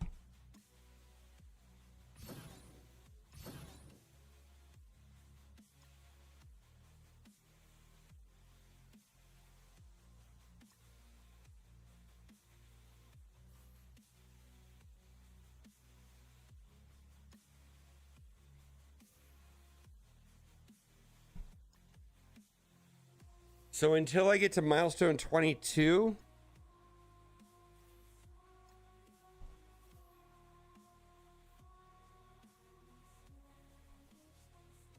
is there anything else? Let's look at the leaderboards.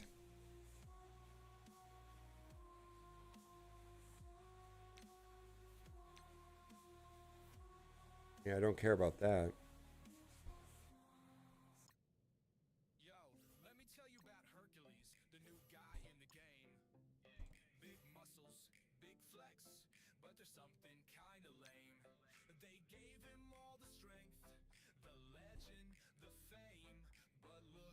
I just, you get what I'm trying to say, right?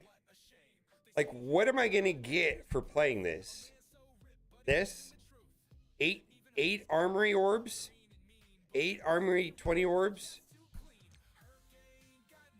I don't need the diamonds.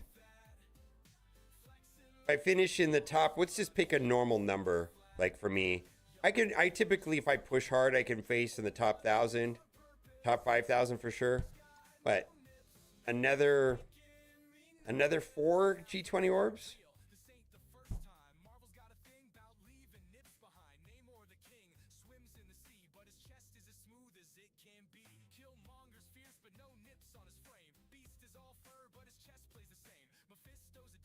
Hmm. The blue orbs? Okay. Well, let's play it. Actually, let's see. There's a code for this. Let me load up the code.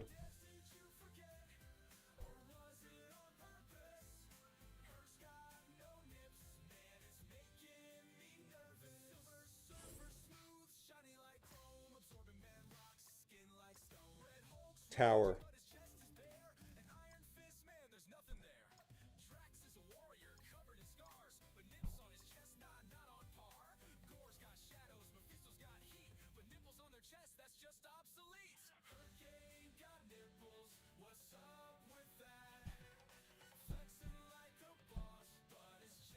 See, the thing is I do enjoy it, but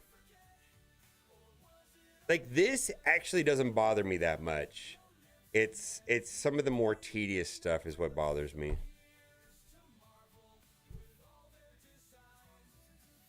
Hmm.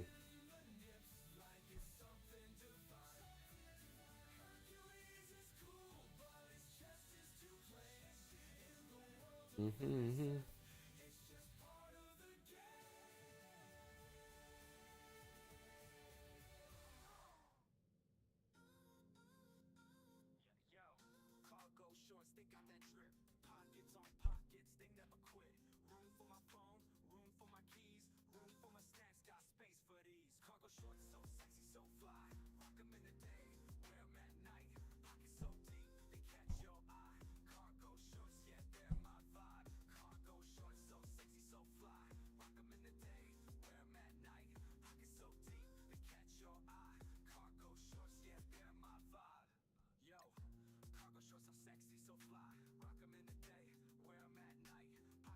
So these out of order?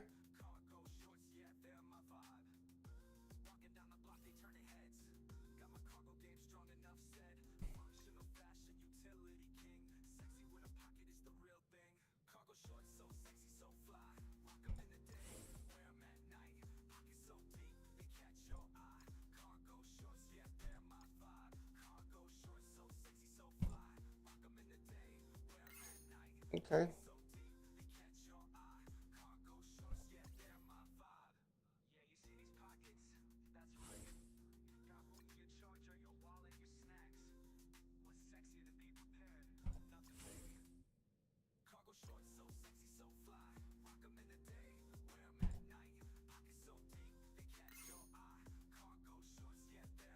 Nope.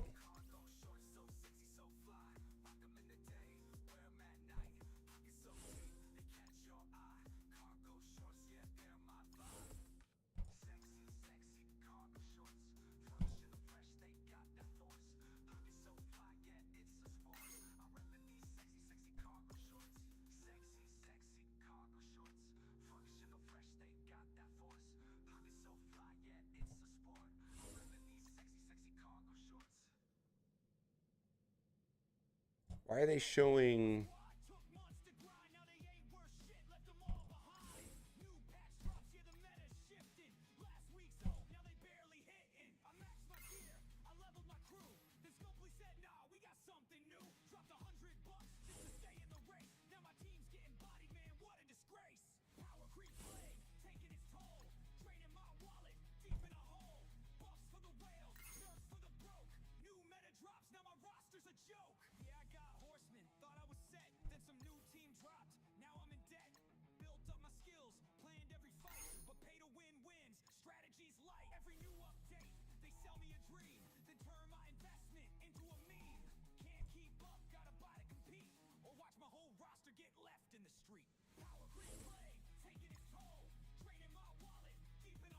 Oh, can I just? Is there a way of toggling teams?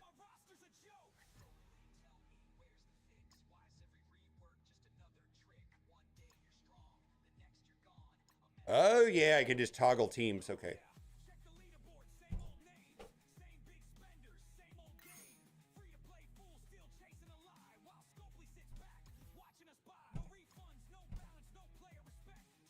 Yeah, I feel like the conversation we're having is gonna, you know, quite often these conversations, there's some confusion between, or the conversation becomes about spenders versus non-spenders. It's really about people that have played the game for 7 years and the people that haven't. Is typically where the fallout is. And it's not just 7 years, but there's a certain amount of time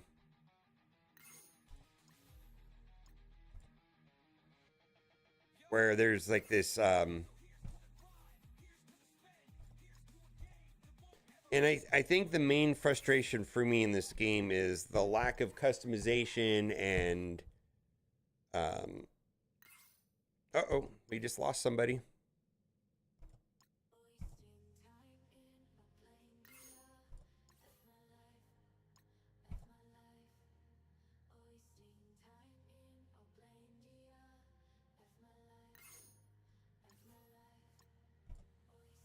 But my understanding is they don't want to do customization because they're worried that if they allow us to tweak our characters too much, then we won't buy the new ones.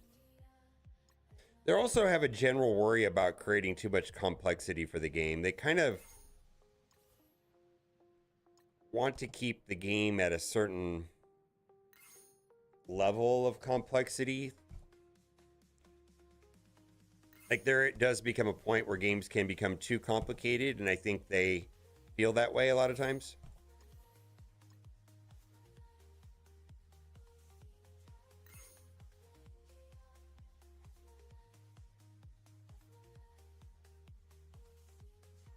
I don't need anything is the problem. What I need is the next character. And the only way I can get that is spending money. That in its core is not fun. They've set this game up where it's very easy to upgrade your character. Like there's no depth to any of the any part of the meaningful progression systems in this game. There's no depth.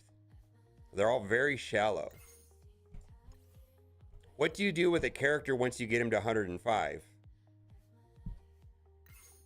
He's at 105. Okay. I've got all my characters. Given I spent no money on this, right? It was very easy to get my roster to 105 with spending zero money. How much money have I spent getting my characters to purple 3? No money. How much money have I spent to get my characters to gear tier 19? No money. Do I have any characters now that I've got Professor X that I want to get to gear tier 20? Yeah, the only one that I really want to do is Franklin. Okay, so I got the gear for that. All right.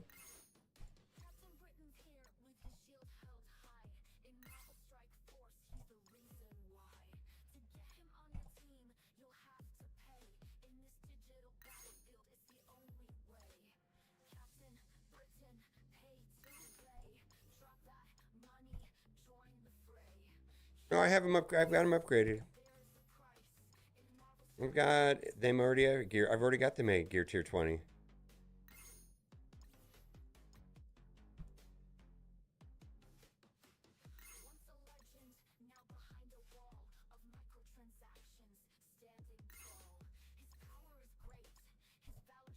I haven't been buying passes. The only thing I bought was the unlock for Pedro, Invisible Woman. And I didn't need to buy them. I could have just spent the power cores. And I'd be in the same position. Now, if you're not in a large alliance, that may not be true for you. If you've not played the game for 7 years, that may not be true for you either. I understand that.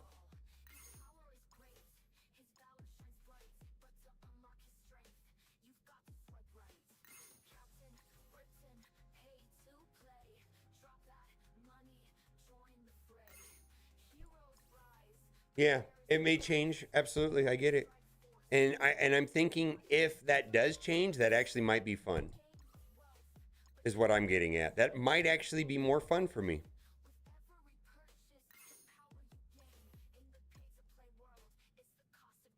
Because what's not fun for me is this feeling that all of the gameplay is meaningless. And the only thing that matters is me buying new characters. That is not fun for me. So maybe I need to fall behind so that when I do play, it feels like I'm getting something. I feel like I'm moving my account forward in some way. So that my time is not wasted for the time that I do spend in the game.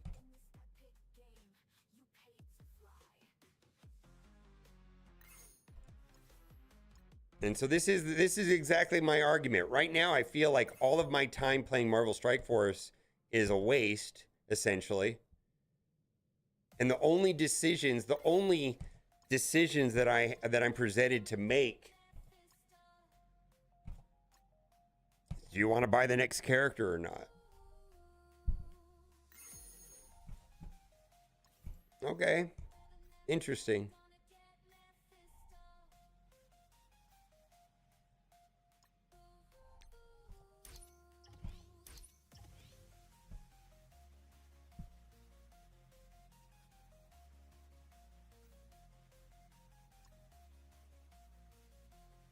Maybe. I think like if I was like behind the gun and logging in today would make the difference of me upgrading a character because the game modes would have meaningful rewards and I had an incentive to log in because the rewards are going to be useful in some way, that feels so different to me somehow. I genuinely feel like taking 6 months off from this game would allow me to enjoy the game more. Coming back. And trying to catch up.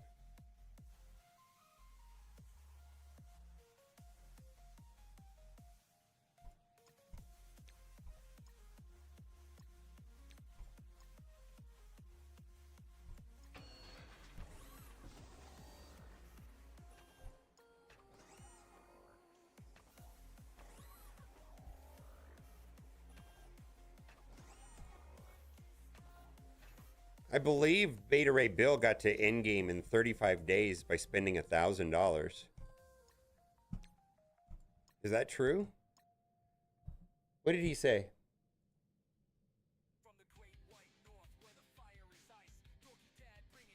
Started a new account 35 days ago. Within 35 days, I had the most fun I've had in a long time by having something to chase again, be able to revisit old content, fly through it with newer hair stack canes, fun ways. By min-maxing more so than ever, able to finish nearly all content of the game, all Dark Dimensions, Professor X unlock in 35 days. Professor X in 35 days by spending $1,000.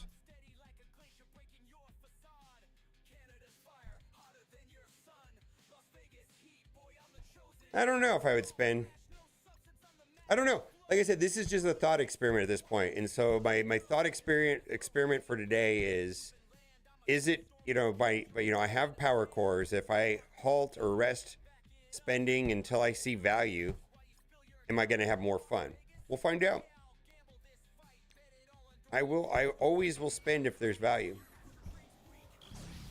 Give me a reason to love. Give me a reason to spend and I'll do it. But I don't know. For right now, I think it actually is detrimental to my enjoyment.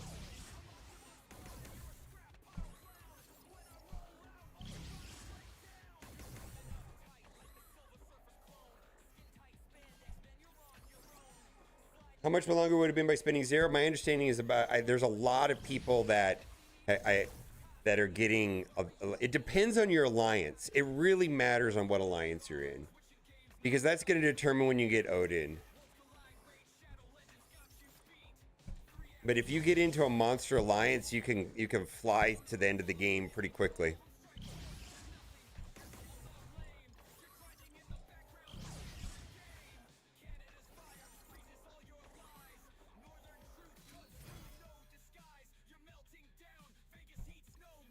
Look at that. We got some upgrades.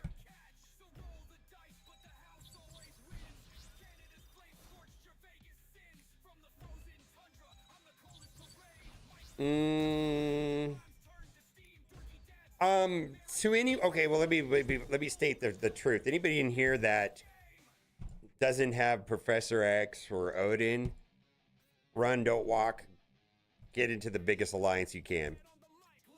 It's actually actionable. There's tons of openings, tons of people want you. You can get into alliance that will expedite that process.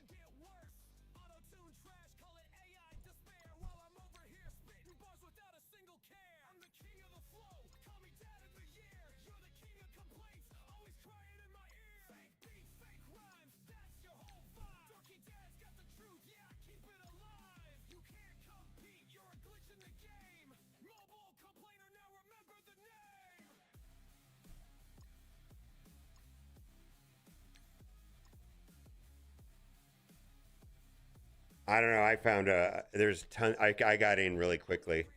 I don't know. I don't know. I'm talking about you. Like, I'm talking about the people that are not bored as fuck with the game. Get in a big alliance and you will be. If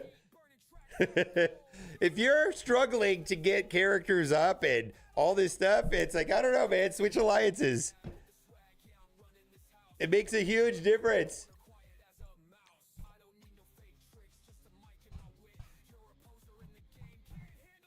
Yeah, I don't know, man. I'm just saying, consider it. I know your friends are there and you've been there with them a long time and they're casual, and your cousin that you haven't seen in 6 years is in there with you, and a coworker that logs in once a week is in your alliance. But fuck them. Go get a good alliance.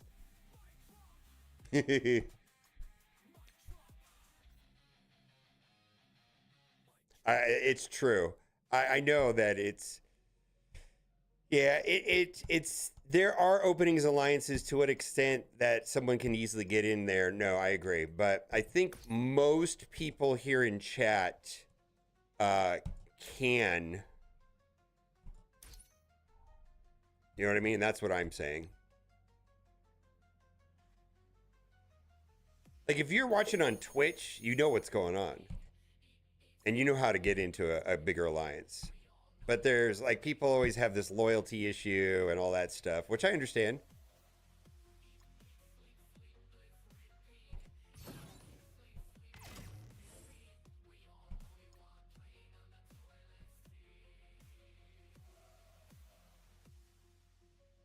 I get it. I get it.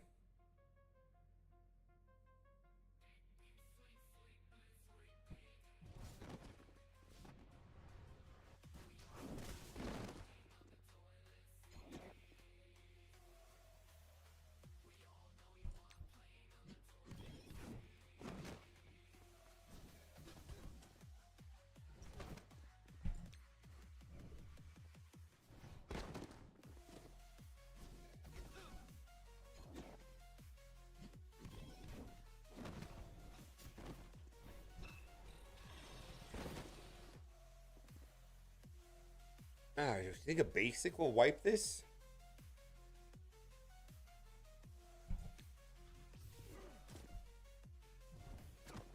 Nope.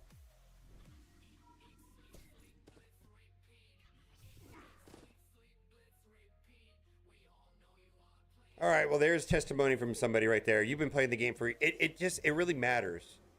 I suspect most people are not min-maxing their alliance experience.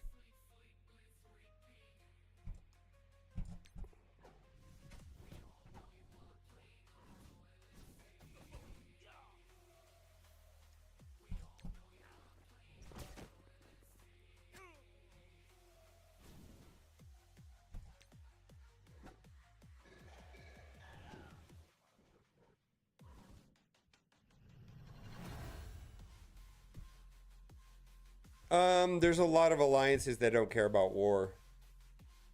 I definitely would put that out there before you switch alliances and find an alliance that does not care about war. It's definitely a good conversation to have before you jump. Also, clusters are helpful. Clusters allow for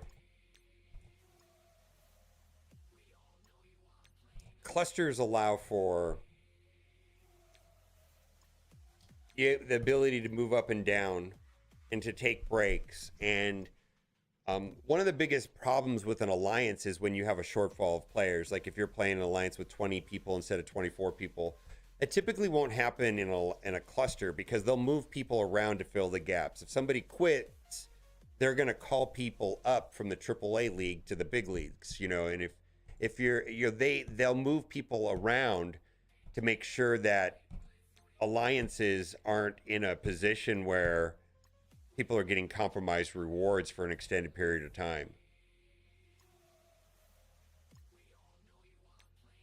It also also within a cluster, there's two things that, in addition to that, the other two things that can be accomplished is that, you know, there's two things that matter is collection power size and then you're willing to play a lot or not. And I'm going to say that if you're watching a Twitch stream, you're pretty serious. And a lot of alliances are going to take that more serious. They're going to count for that more heavily than the size of your account. They're going to be more interested in a dedicated, sweaty player than the size of your account. And if you're here in Twitch, I'm guessing you're one of those players. And there may be some exceptions to that, but anybody that's watching a Twitch stream is more engaged than 90% of the player base. Well, not 90, but, you know, a large percentage of the player base. We don't need much. J Road 78. Thank you. Yeah, and if you get into a cluster and you say, I don't like blah, blah, blah, they'll put you in the right place.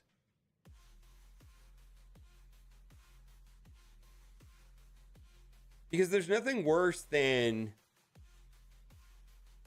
well, being on both ends of it. You know, playing an alliance that doesn't take the game as seriously as you, that's not a good feeling. Also, it's not fun to be an alliance that wants you to do shit you don't want to do.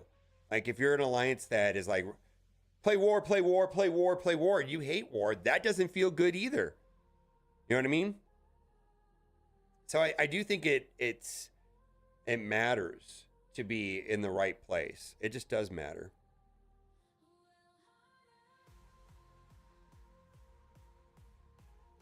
Yeah, if you're not doing war, I mean, you got to do some war, right? It's right now, as far as, I mean, there's some milestones, but the main purpose of a alliance is raids. And then the secondary part would be alliance war, right?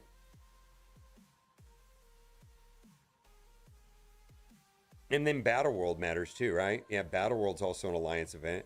Hitting null.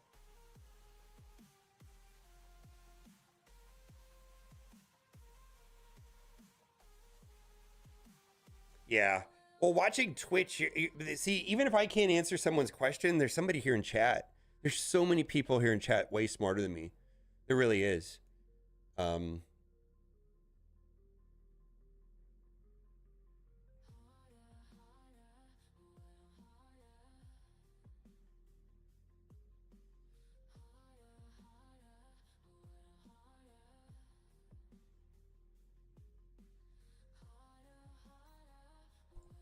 Yeah, Sean LaRock, your experience is 100%. So Sean LaRock, you've been playing the game for a year, and where are you as far as Dark Dimension characters? Do you have Odin? Do you have how far are you away from getting Odin or Professor X? Where are you at? I'm just curious because you've been playing the game for a year, which is kind of what the conversation's about, I guess.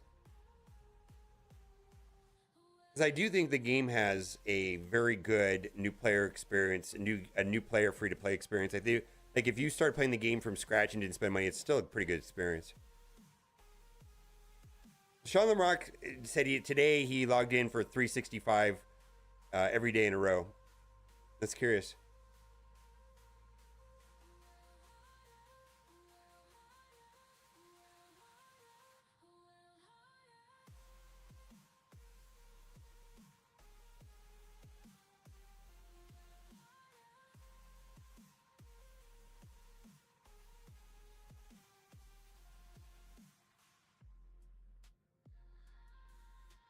Supposedly Odin can carry 4. I put up a video suggesting that if you're that was a consensus from people here in chat. You have to do Lalandra and Odin, let's say. And my understanding is Lalandra and Odin can carry the end, so you might as well do the new MCU Fantastic Fours, right? As the general thinking of that video anyways. Yeah, you have no choice on Lalandra.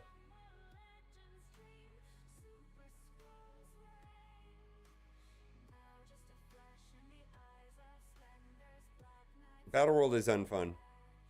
Battle World was more fun when trying to figure out that bleed thing with Adam Warlock and OG Omega Red. Battle World was way more fun.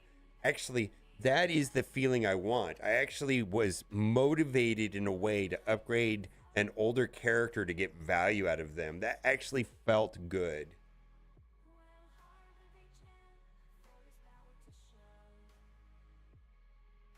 I have all DD characters level 100 waiting for City Villain. Masago is FOMO characters. Spell Racers matter of DD 7-8.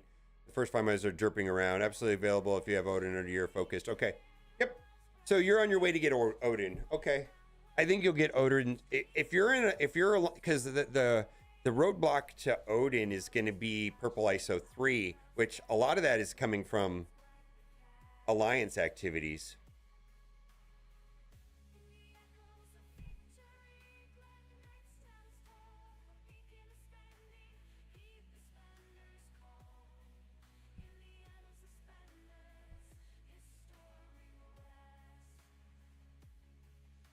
I feel like the game has changed hands a bunch of times, and leadership and core direction of the game has changed hands like 5 times. I mean, none of the original people that built the game are here.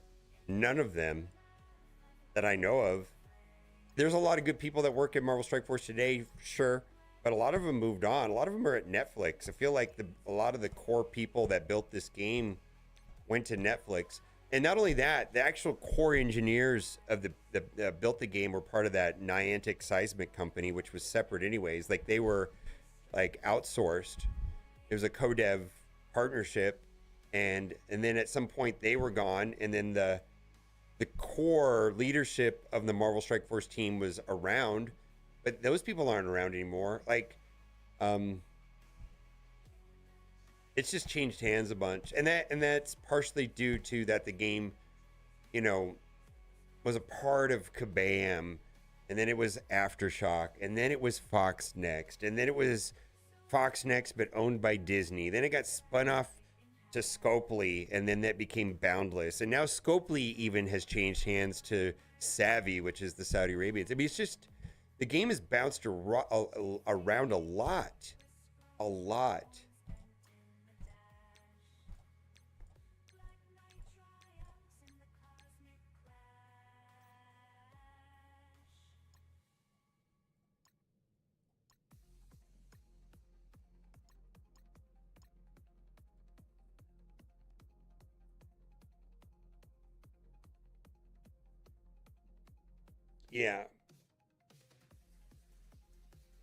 Yeah, bounced around, yeah.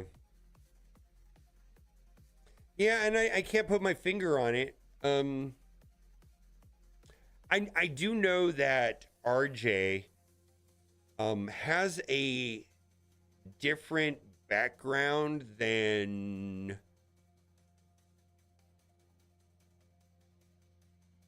and maybe it's well, before I say what I'm going to say, I don't have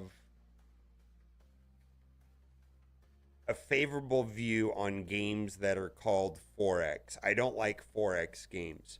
4X games are going to be like Star Trek Fleet Command, Last War, Whiteout Survival, Age of Empire, whatever. You know what I mean by a 4X game. DC Dark Legion is a 4X game. I understand that they're wildly popular and other people like them. I just don't like 4X games. And he's a 4X guy. He came from Machine Zone, I think, and he worked on a lot of the 4X games over there.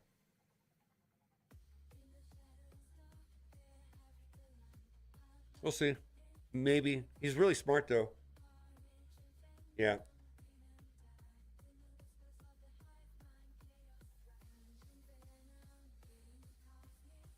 Scopely pretty much took back him because they bought Pogo. I think they actually that happened before. I think Monopoly Go was a bigger catalyst to them saying that. I think Marvel Strike Force was one of their like charter games, and like when they made like Scopely game developer, mobile video game developer of the year, and I think up until Monopoly Go, they or whenever they took recognition for their company or an award or something like that, Marvel Strike Force was always there, and all of that changed with Monopoly Go. Like someone sent me a thing, they won something. I think it was Pocket Gamer, and I'm pulling this out of my ass. Pocket Gamer, they gave Scopely like 2024 mobile game developer of the year, and then there was a press release. They didn't even mention Marvel Strike Force. Is all Monopoly Go, Monopoly Go, Monopoly Go. No. So the question is this. There's a very specific answer to this that I'm very sure that the answer I'm going to give is accurate. Don't most mobile games die in a couple of years or so? Yes. What it is most games are never profitable. Most games that even the percentage of games that even break even is small. The percentage of games that make money is even smaller. The percentage of those very small number of games that make a lot of money never die for some reason or another. The games that, let's say, games that have been around longer than 5 years that have grossed way more than $1 billion, I don't know if they're ever going to stop. Those games are like bulletproof from what I can see. Like any game that has done more than $1 billion, they almost are in this weird like grace period, because in the last couple of years, it's a lot harder to break out in the mobile gaming space. And mostly of that has to do with user acquisition costs. And it's become harder and harder to effectively market a game efficiently. And it has made the percentage of games that make it a lot smaller, and it has allowed for existing games to last a lot longer. So, I mean, you see games like Candy Crush and Clash of Clans and Summoner's War and Galaxy of Heroes and Contest of Champions and Marvel Future Fight. They're not going anywhere.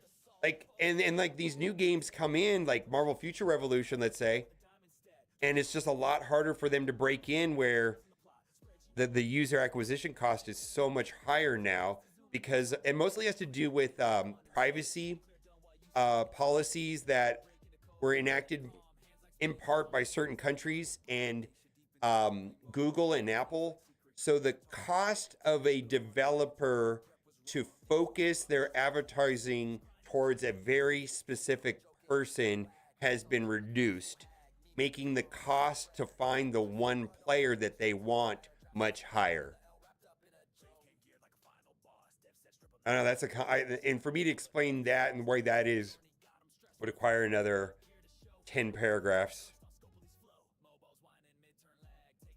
Oh, Monopoly Go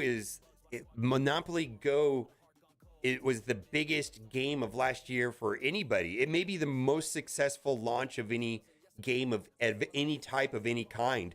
Maybe Star Rail would be up there. I think Monopoly Go is the most successful game ever of all mobile games. Yeah, I think it did like $3 billion already or something. Yeah, Monopoly Go is the industry standard of success.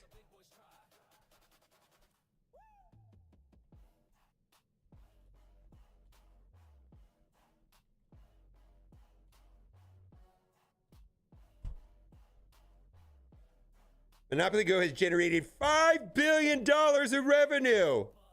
Fastest mobile game to reach that milestone. It achieved this in 2 years since its launch in April 2023.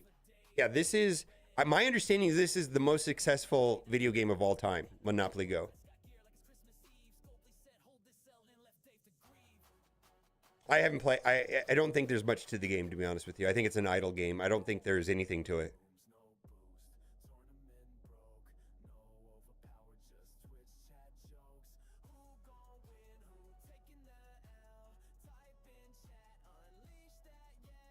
Yeah, this has changed a lot of things, because you're right. This game, here's the break-in. Fastest 5 billion. Monopoly Go reached 5 billion in just 24 minutes, breaking previous records. Game has over 10 million daily active players. I'm guessing Marvel Strike Force has like 300,000, maybe 200,000 to 300,000 daily players. I know Star Wars Galaxy of Heroes one time had 800,000 daily users. But the game has 10 million daily active users with significant portion, 70% playing every day of the week. Yeah, no, so someone said that Pokemon Go has made Scopely ignore Mobile Strike Force. No, I'm saying that Monopoly Go did that. Yeah, Monopoly Go is the shit in the mobile game industry right now. It's the best.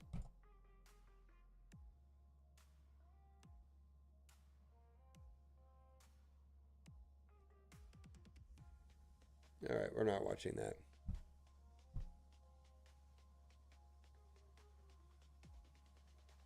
Yeah, I don't know much about the game. Other than that I know it's wildly successful. My understanding is it's pretty simple when it comes to gameplay. Like there's not much to it.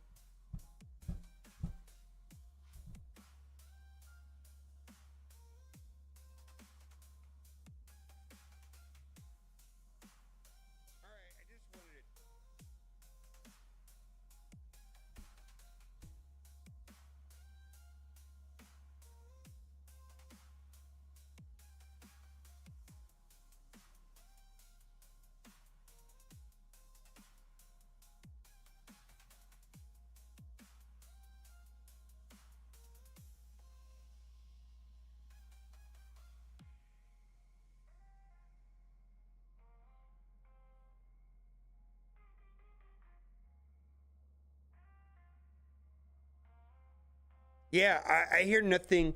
The only negative thing that I've heard about Monopoly Go is that it's kind of mindless, right? But everybody else, I mean, I haven't really heard any negative things about it. Well, what I've heard is that it's fun. I don't know why it's fun. I don't think you would like it because it's kind of mindless. That's what I hear, but I like it. That's all I hear about Monopoly Go. Is like, yeah, and I feel like that. Oh my God.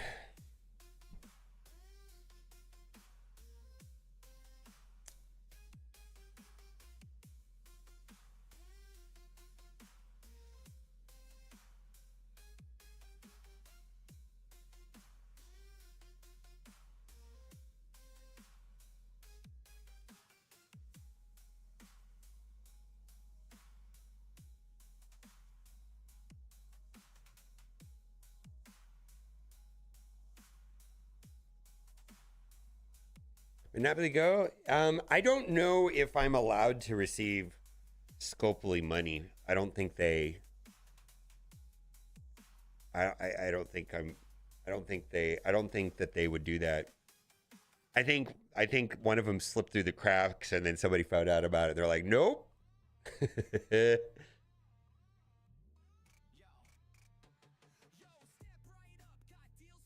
Yeah. So there is a trend in the industry to go towards what they call idle games, and the industry feels that there's more money to be made in these simpler idle type games that market well and the commercials look good on it. Like the general feeling is that if you can make a game that has a good loop and it generates revenue, but that's not the main part. The main part is that how much does it cost to advertise the game and to get one person to download that? And then when they download, how long, more important than all of that, whatever that number is, that's fine, because that can be tweaked with creating better ads, right? But the number that really matters is how long does the person that you actually spend all this money to download the game, how long do they actually play the game? And if you could build a game that has a good loop and gets someone hooked in the first week or so, then they'll throw a lot of money at it. So it feels like the development cycle on new games is, soft launch the game in Canada or the Philippines or wherever, Australia or Canada. See, like, of the people that download the game, how long do they actually stick with it? What percentage of them play it for a day? What percentage of them stick for it for a week? When they get those numbers, they have it, the numbers based off of what other games do. And then if that number is good, then it's like green light. We're pushing this game globally, and we're going to spend a fuck ton of money on advertising. And they want to do that with these lower intensity games. Like Marvel Strike Force is a pretty intense game overall, with the development and the 3D animations, and then the rigs and all of the character animations. They're doing this with smaller, lower budget. I wouldn't call it, they're more casual. It's not hyper casual. Hyper casual is a different type of game. It's more of like a casual idle game is like the current meta when it comes to mobile games right now.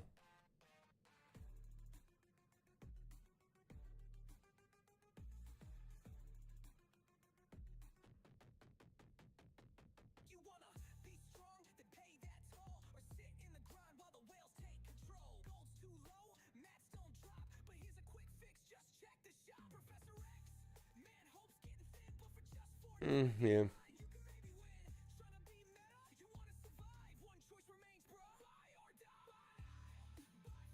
And I'll tell this story someday.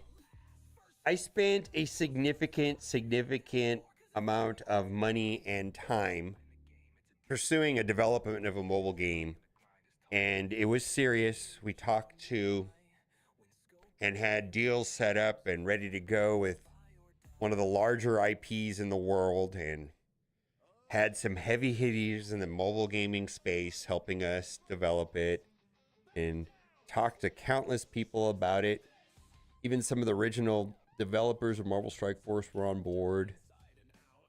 And maybe I'll tell the full story someday, but we got stuck with an IP problem, and then we got stuck with a problem with funding. We ran into a wall with funding. This is an interesting process, though. Maybe I'll talk about it someday. I'm not sure how much I want to talk about it, because I kind of was the one that exploded the project at the end of the day. I don't know, kind of complicated. And I'm not ready to step on anybody's toes, because it kind of was contentious when it all unwound a little bit.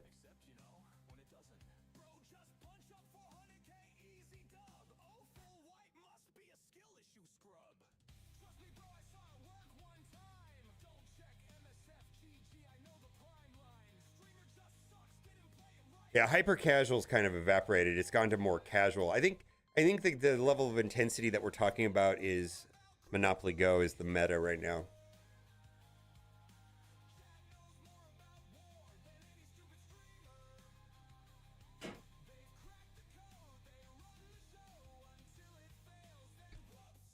All right.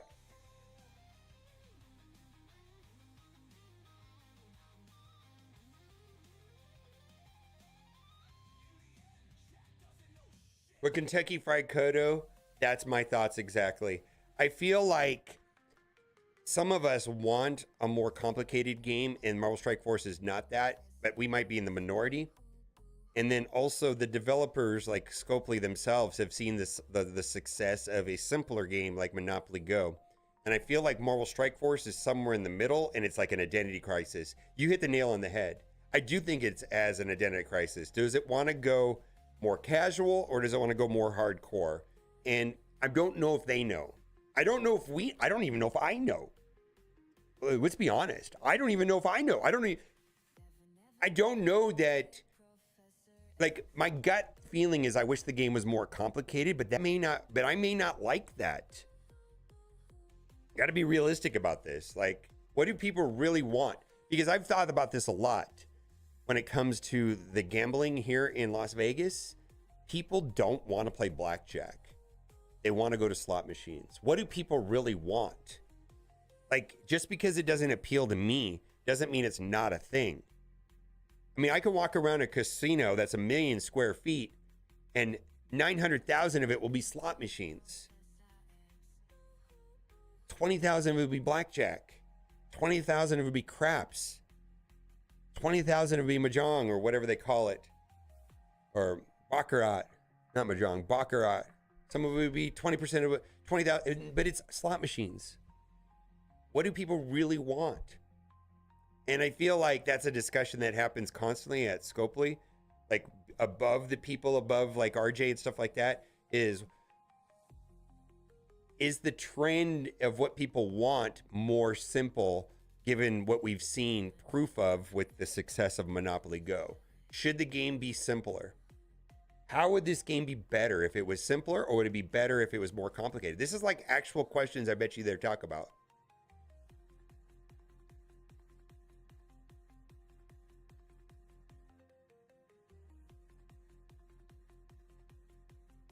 Yeah, I prefer the complexity of like Raid Shadow Legends. And I just want to put this out there. I don't think everybody does. I'm not sure. I don't know. I like the complexity of Raid. It tickles my brain. I don't think everybody wants that though. Like, I don't gamble, but if I did, I would play blackjack or Texas Hold'em or poker. I wouldn't be playing a slot machine. I don't think I'm in the mainstream or the normal position on that. I mean, what I like is not necessarily what is popular or the best.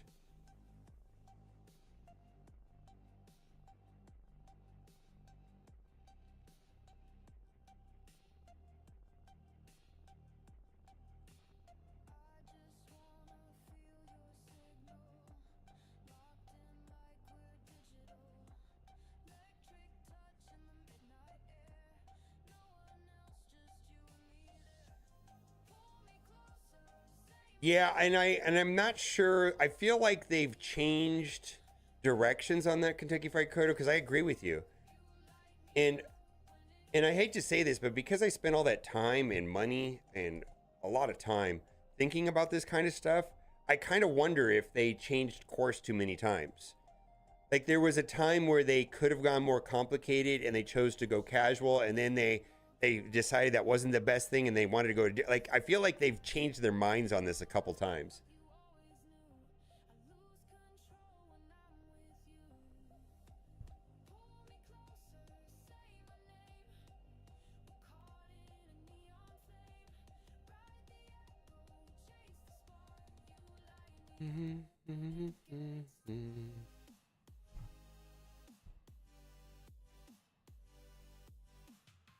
Go to Reddit.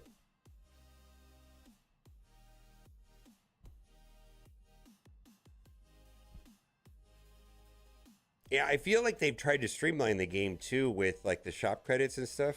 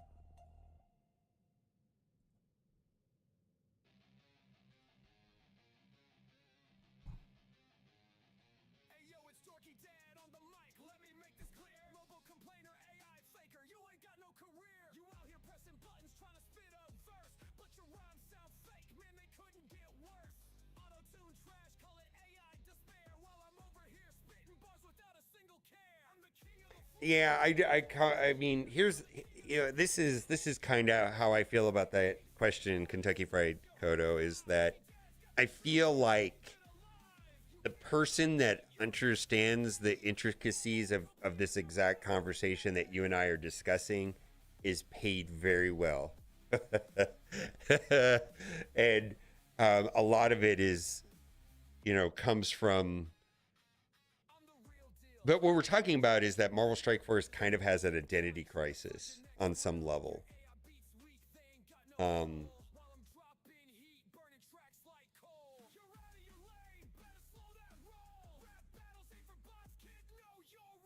mean, I agree with that. How to fix it? I don't know. I'm not that smart.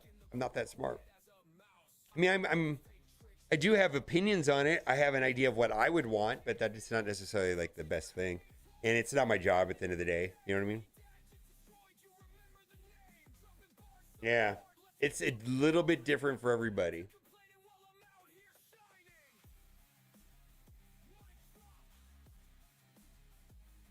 Okay, let's go over this.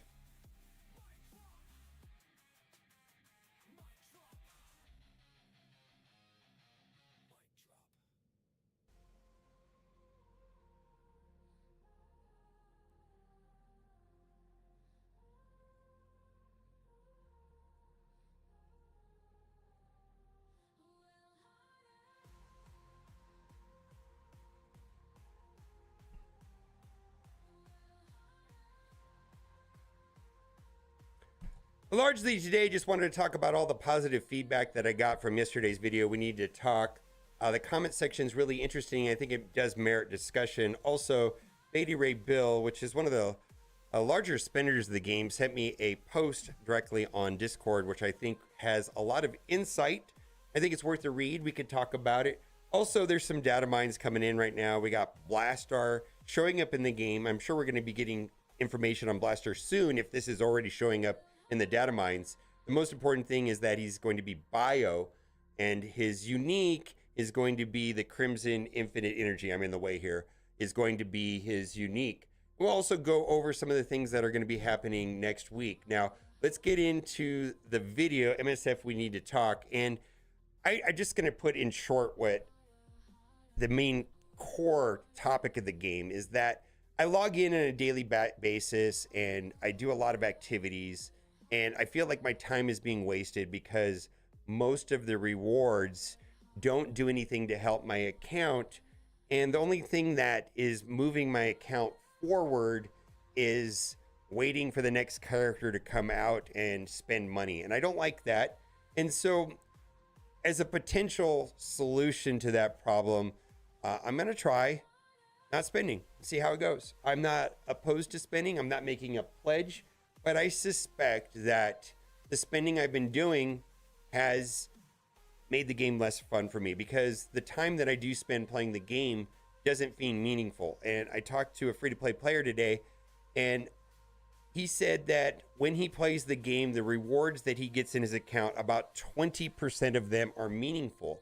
And I feel like when I play the game here in Marvel Strike Force, the time that I spend, maybe 1% of my time and 1% of the rewards feels meaningful. I got some Bio G20 pieces today. I got 3 of them, which will be useful when Franklin comes out, right? But other than that, all the other pieces I got, all the stuff I did today, the running around that I did, and I played the game for like 2 hours already today, didn't get anything. And a lot of people told me the same thing. So I'm wondering if not spending will make the time that I do spend in Marvel Strike Force more meaningful. Anyways, it's going to be an experiment.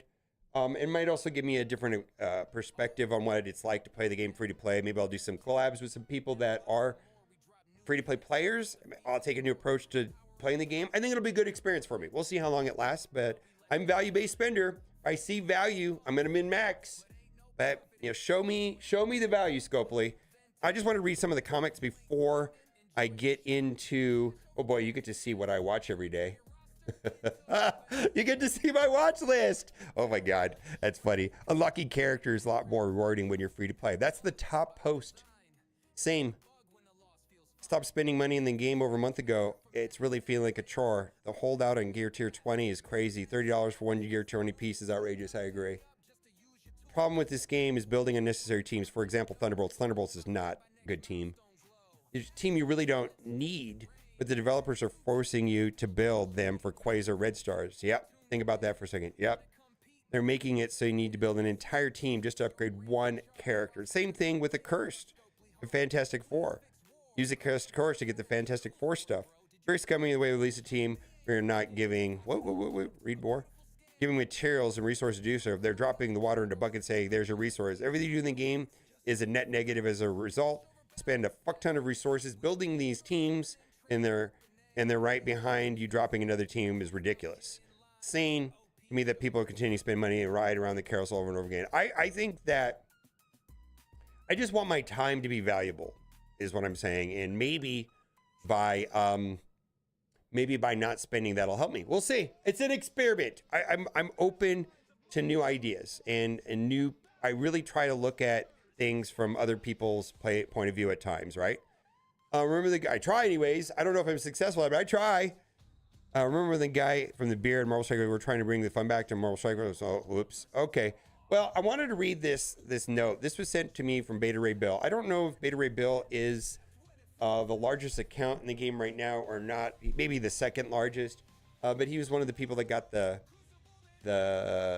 Players Council started. He's not a part of the Players Council, but I just wanted to read his comments just to give some insight of what some of the end game top spenders of the games are thinking.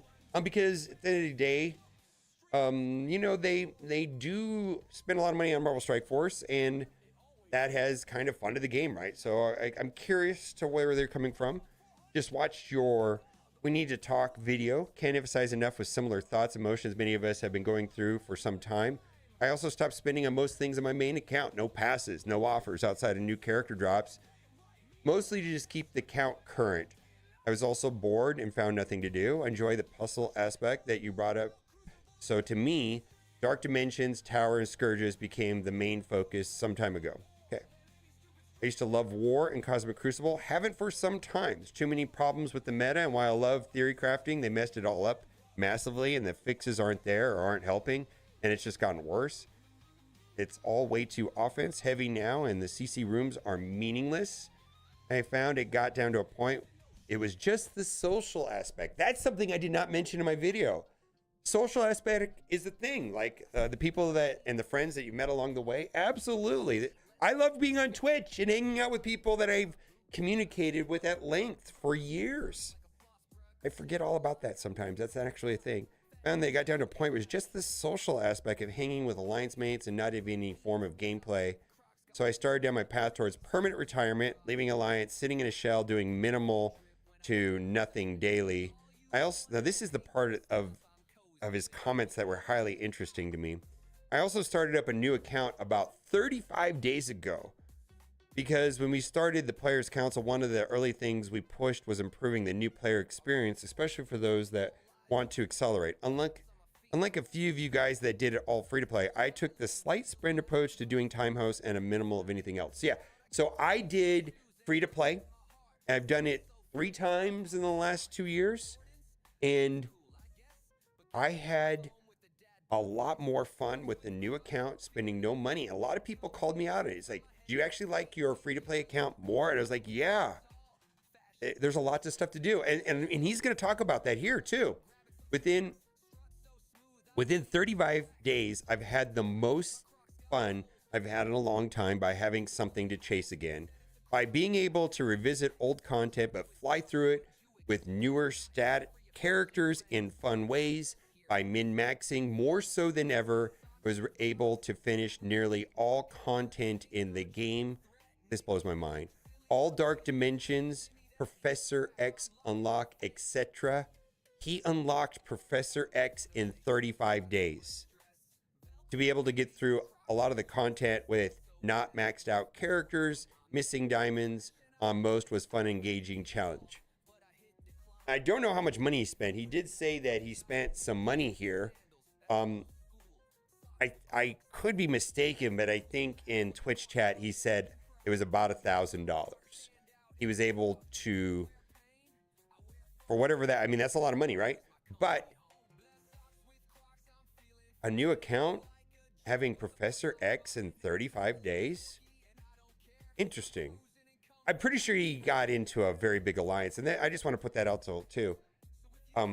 Being in a big alliance, not everybody can do. It's not like you can just start playing the game and get dumped into a big alliance.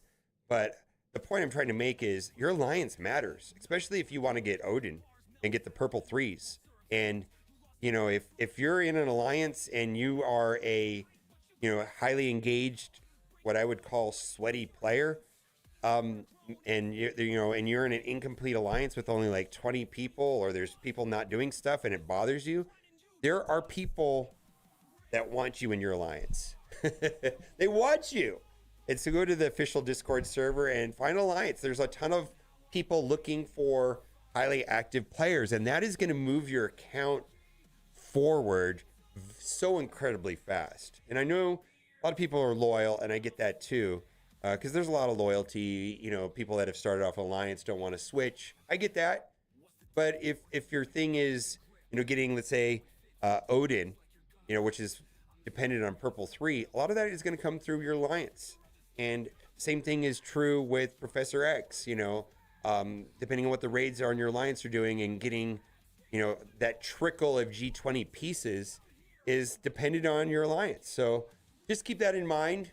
You know, if you want to really accelerate your process, being in an established alliance is going to be a significant factor on how quickly you get to endgame, right? And I give Scopely nearly daily feedback on my new trader journey, which directly led to the most recent time heist changes I'm so proud of. A number of other suggestions as well that I'm hoping they'll make soon. But overall, the chase is what was engaging, not endgame anymore. Ironically, in 35 days, the accelerated approach, I'm back to basically nothing much to do with the new account.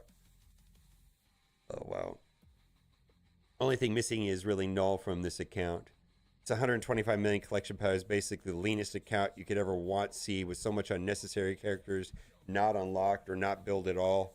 So we just want to pass that on to you. Not the only one by a long shot. Many are in the same spot. Unfortunately, even newer players can get to the point too fast. You share this as long as it supports everything you're saying. Okay, I mean, some of it I don't fully buy into, but I do think that this is a point of view that I like to hear. That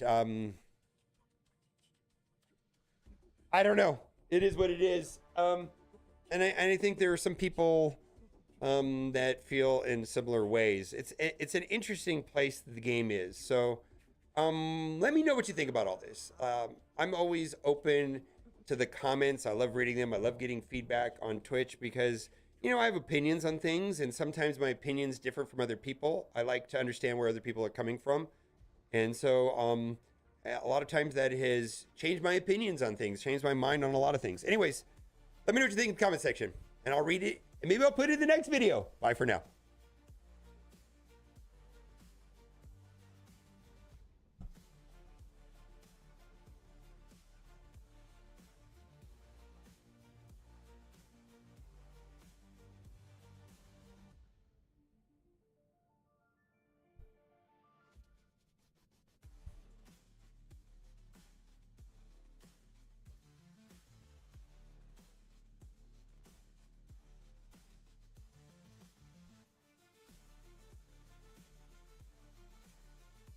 I might title the video that way.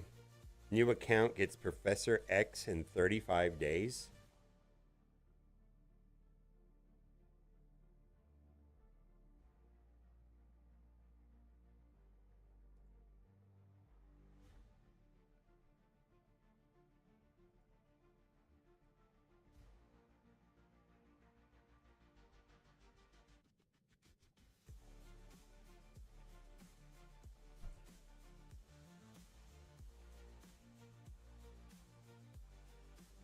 I'll put this out. Yeah. I know. I don't feel like.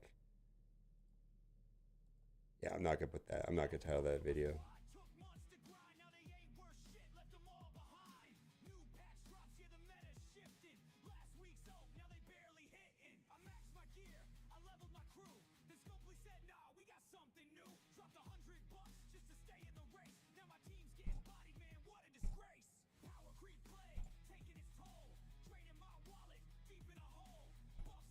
I don't know how to title this video.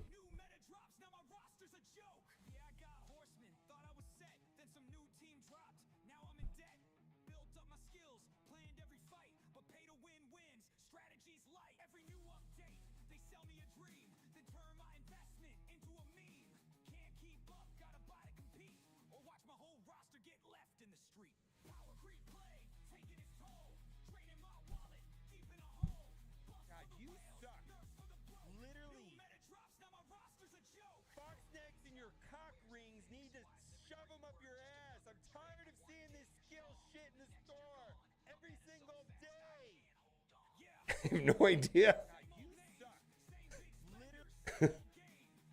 What? I wear the same shirt. I'm just wearing the same shirt. I wear the same shirt. It's a different hat. It's the same hat that I've rebought, but this is the exact same shirt. It's the same hat that I bought like 5 times. And actually, this is what's even more sad about this right here. This is a different hat, but it's the same hat. This headphones, I bought these headphones twice, but this earpiece right here has been replaced 2 times since then. I've replaced it twice. Same thing with this microphone cover. It's been replaced twice in the last 5 years. What has not been replaced is this shirt.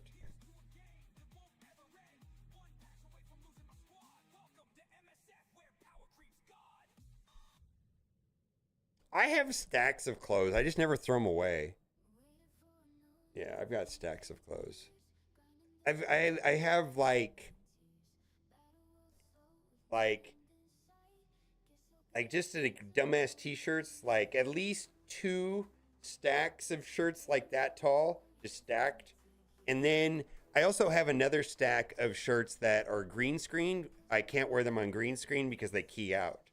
Sometimes that happens. So I have a different stack of clothes that key out, and I wear them when I'm not going to be on camera.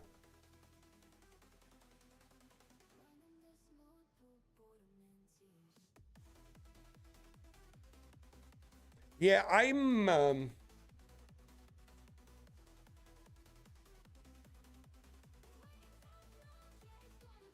have an aversion to... Listen, I was raised with little to no means, very modest. I mean, my mom stayed at home, and my dad had a custodial business. He actually had a showroom too, and he sold like janitorial supplies and things like that. And then when we moved to California, we didn't, it upset my dad's business, and we got. I remember getting like food stamps or like free meals at school and stuff like that.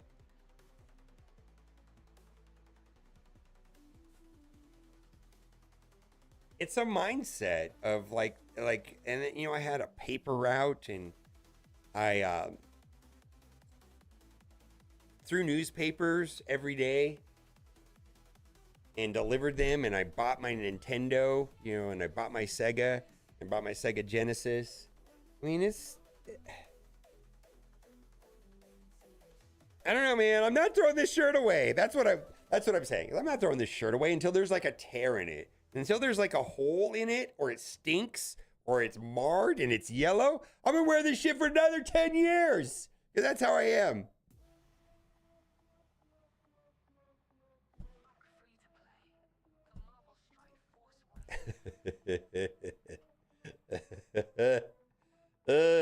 I don't know. I just don't. All right, we're going to tie this video.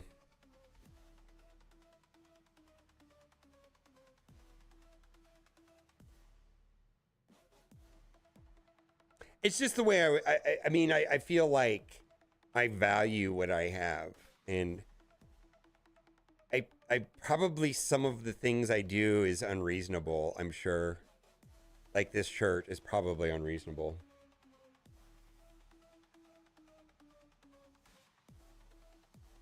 What are we going to title this video? Professor X and 35,000. For 35 days. I don't think people were going to want to hear that.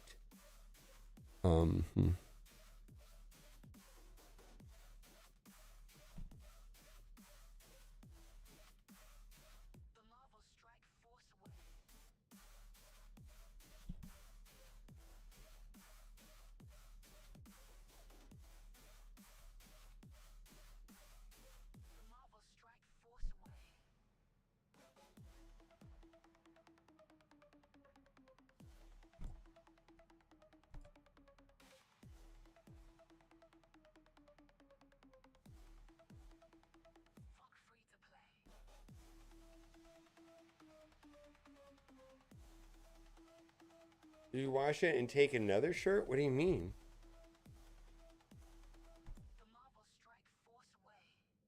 I do rotate all my shirts. Like, as soon as I wash them, I put them on a separate pile. I don't, like, wear the same shirt over and over again. Like, I may wear this shirt, like, once a month, if that's what you mean.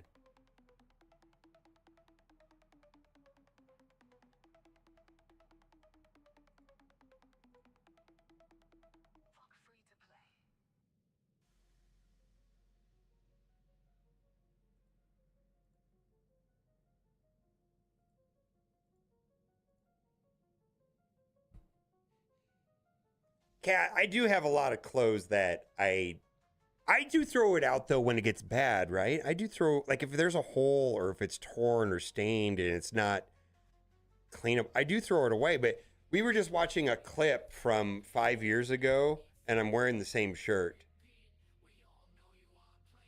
And I was commenting about how I've replaced the hat several times. These things wear out and I've replaced that a couple times. The microphone thing wears out and I replaced that a couple times.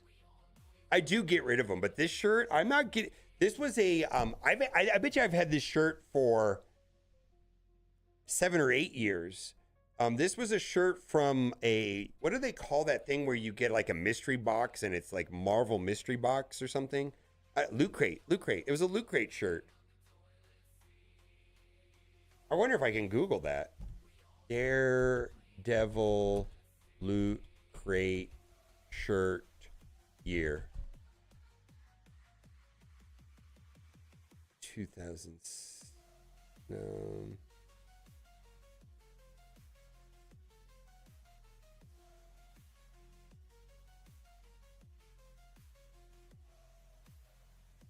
That's the shirt.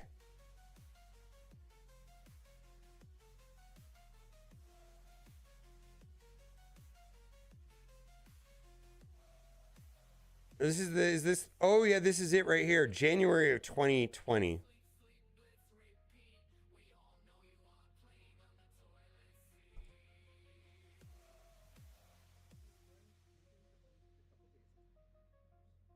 Yeah, I've got that hat.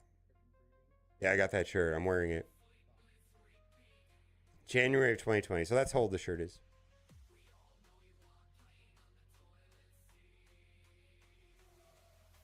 You remember okay, you were here when I got the box. Okay.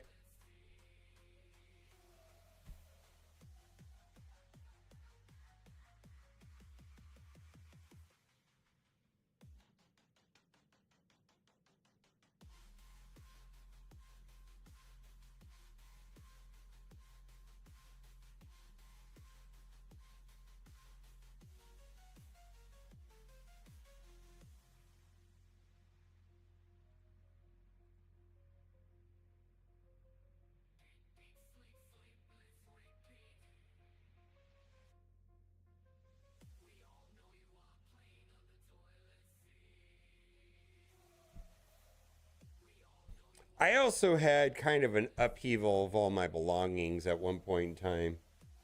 Like, I have very little, going to rehab a bunch of times, and I didn't really have stable living arrangements. And, one time I came back and all my stuff was gone, and I don't know.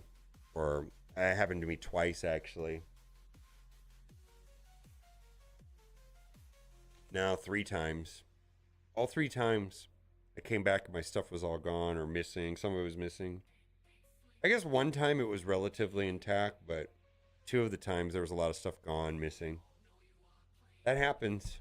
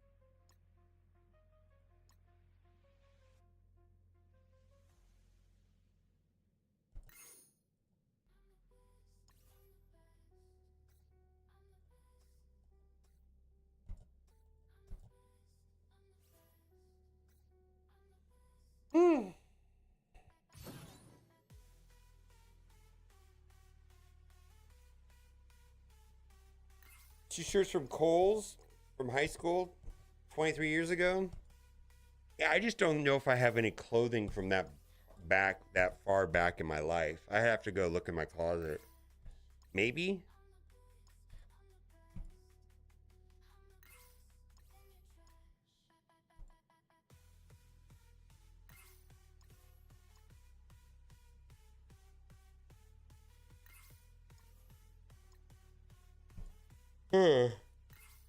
You can meet everyone here. Oh my god. Yeah, we have an outfit that was her grandfather's.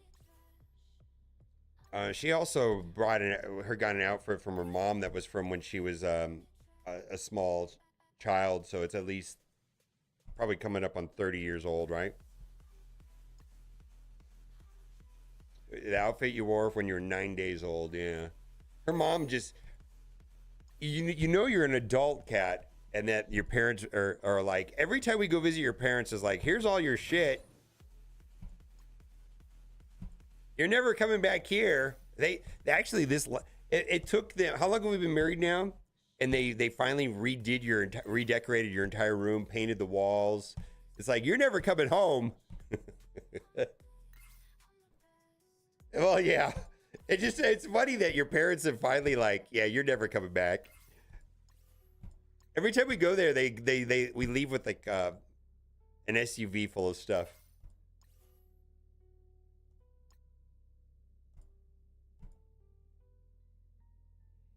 It's a guest bedroom now, but it used to have like, well, it's in the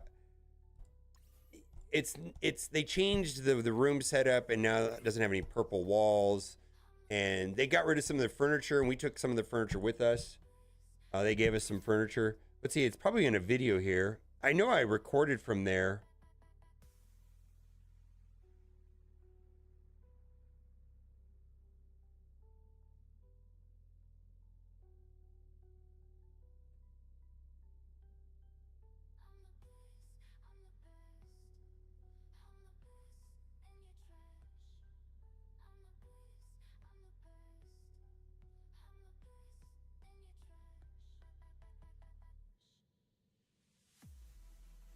All right, we're gonna try a trick to get Invisible Woman. Did I not make any videos when we got him?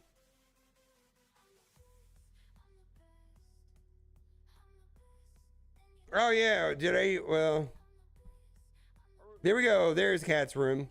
Yeah, you used to have like purple walls and stuff.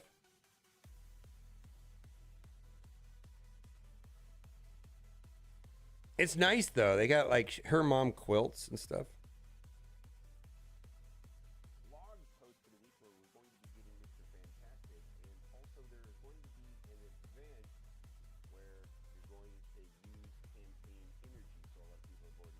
Yeah, I've got the Dark Dimension strategy. Huh? Hold on.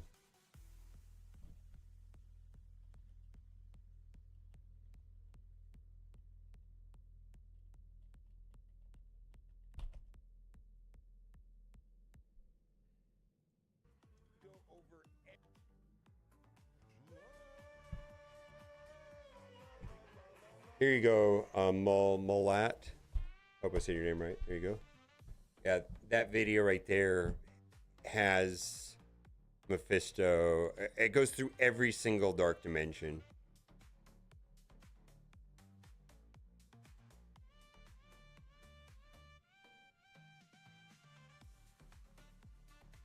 And the information is a couple months old. So I don't know to what extent Fantastic Four would change my suggestions yet. I just don't know. Might have to review that. I need to make a Raid Shadow Legends video. Babe, do we have a Raid Shadow Legends video to make?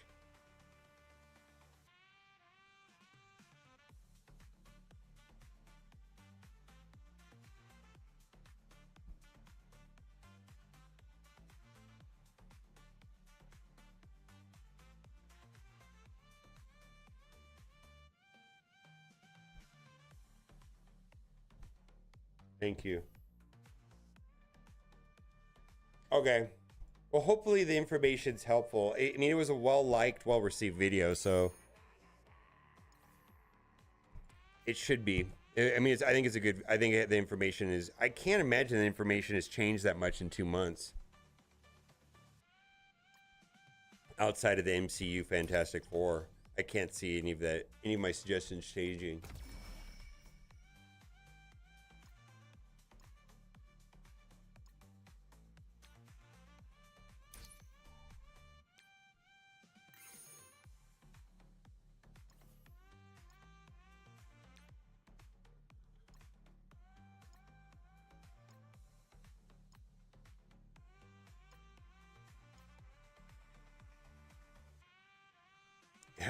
Free to play hood charts. I'm looking forward to this. I'm looking forward to this.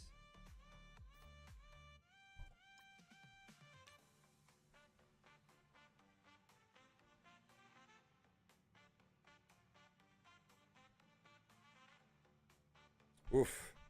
We were talking about that. I was talking that with my buddy this morning about how much like the toys that we had as a childhood would be today if we had them still. Specifically the Star Wars ones. Holy moly. Like I feel like a lot of those damaged Star Wars toys from my childhood, like, you know, the Darth Vader with like the plastic cape, and then it had the red thing that slid up and down his arm, chewed on by a dog, would be worth something. Yeah, I got cores. Listen, please understand. Like, I'm a value-based spender. If value presents itself, you know, I'll reconsider. I'm not locking myself into like a pledge or anything like that. And essentially, I'm trying to find out if I have more fun not spending. And I suspect I will.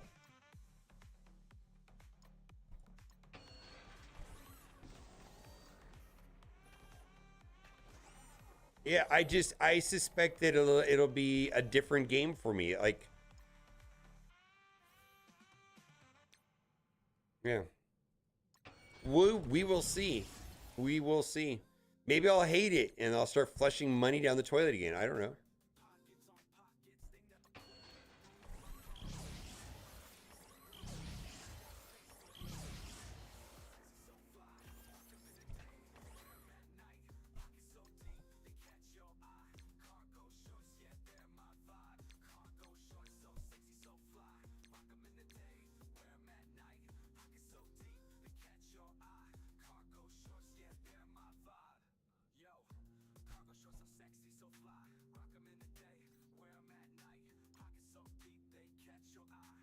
Yeah, I'm not like anti-spending or anything like that. It's just I want to have as much fun as possible playing the game, and right now it doesn't feel fun.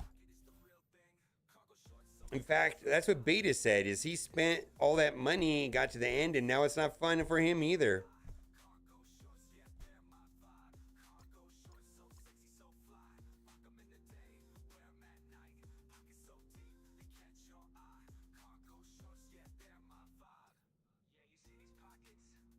We'll see. But anyways, I'm hoping that'll give me a new interest, new outlook, new way of presenting information, a new perspective. I see all of those things that I said as good.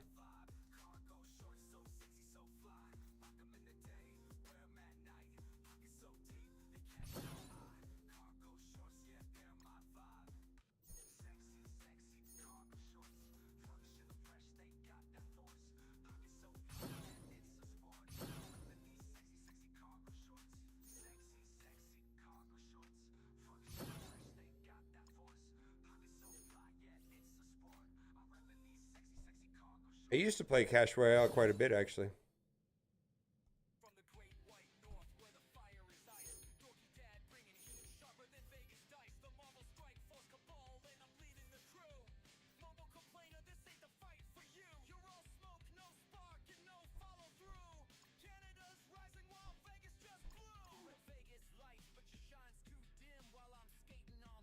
Hog Rider, I forgot about that guy.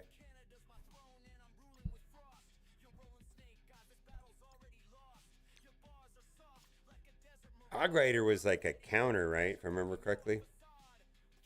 I did like that game.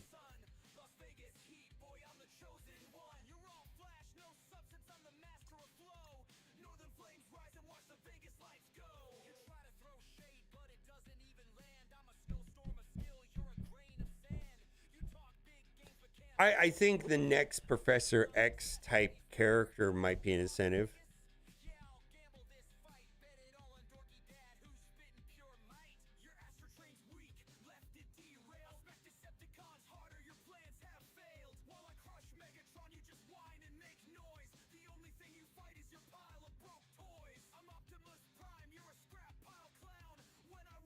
I've been enjoying Raid Shadow Legends, but I don't think that game's for everybody. I like it.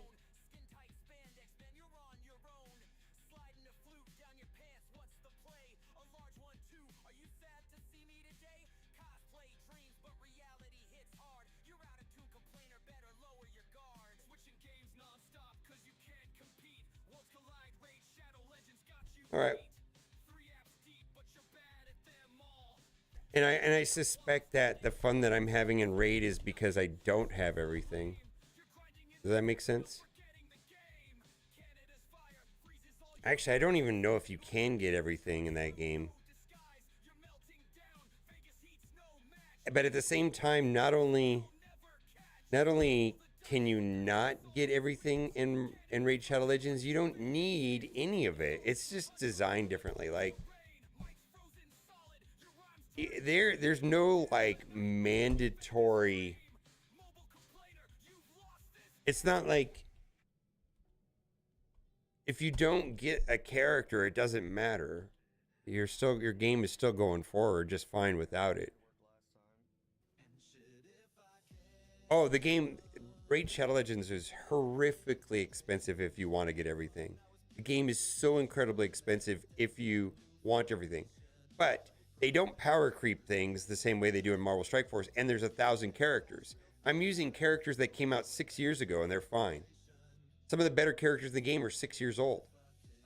So you really don't need the 5 characters that came out last month. You just don't need them. But if you wanted the last 5, oh, they're going to take all your... It's expensive as fuck. Yeah, that game is really expensive if you want everything day one. Like on a never level that I've never seen in any other game. Like they're not playing around. But it's surprisingly free to play friendly. Like they give you... Anyways, it's hard to explain. All right, bye for now.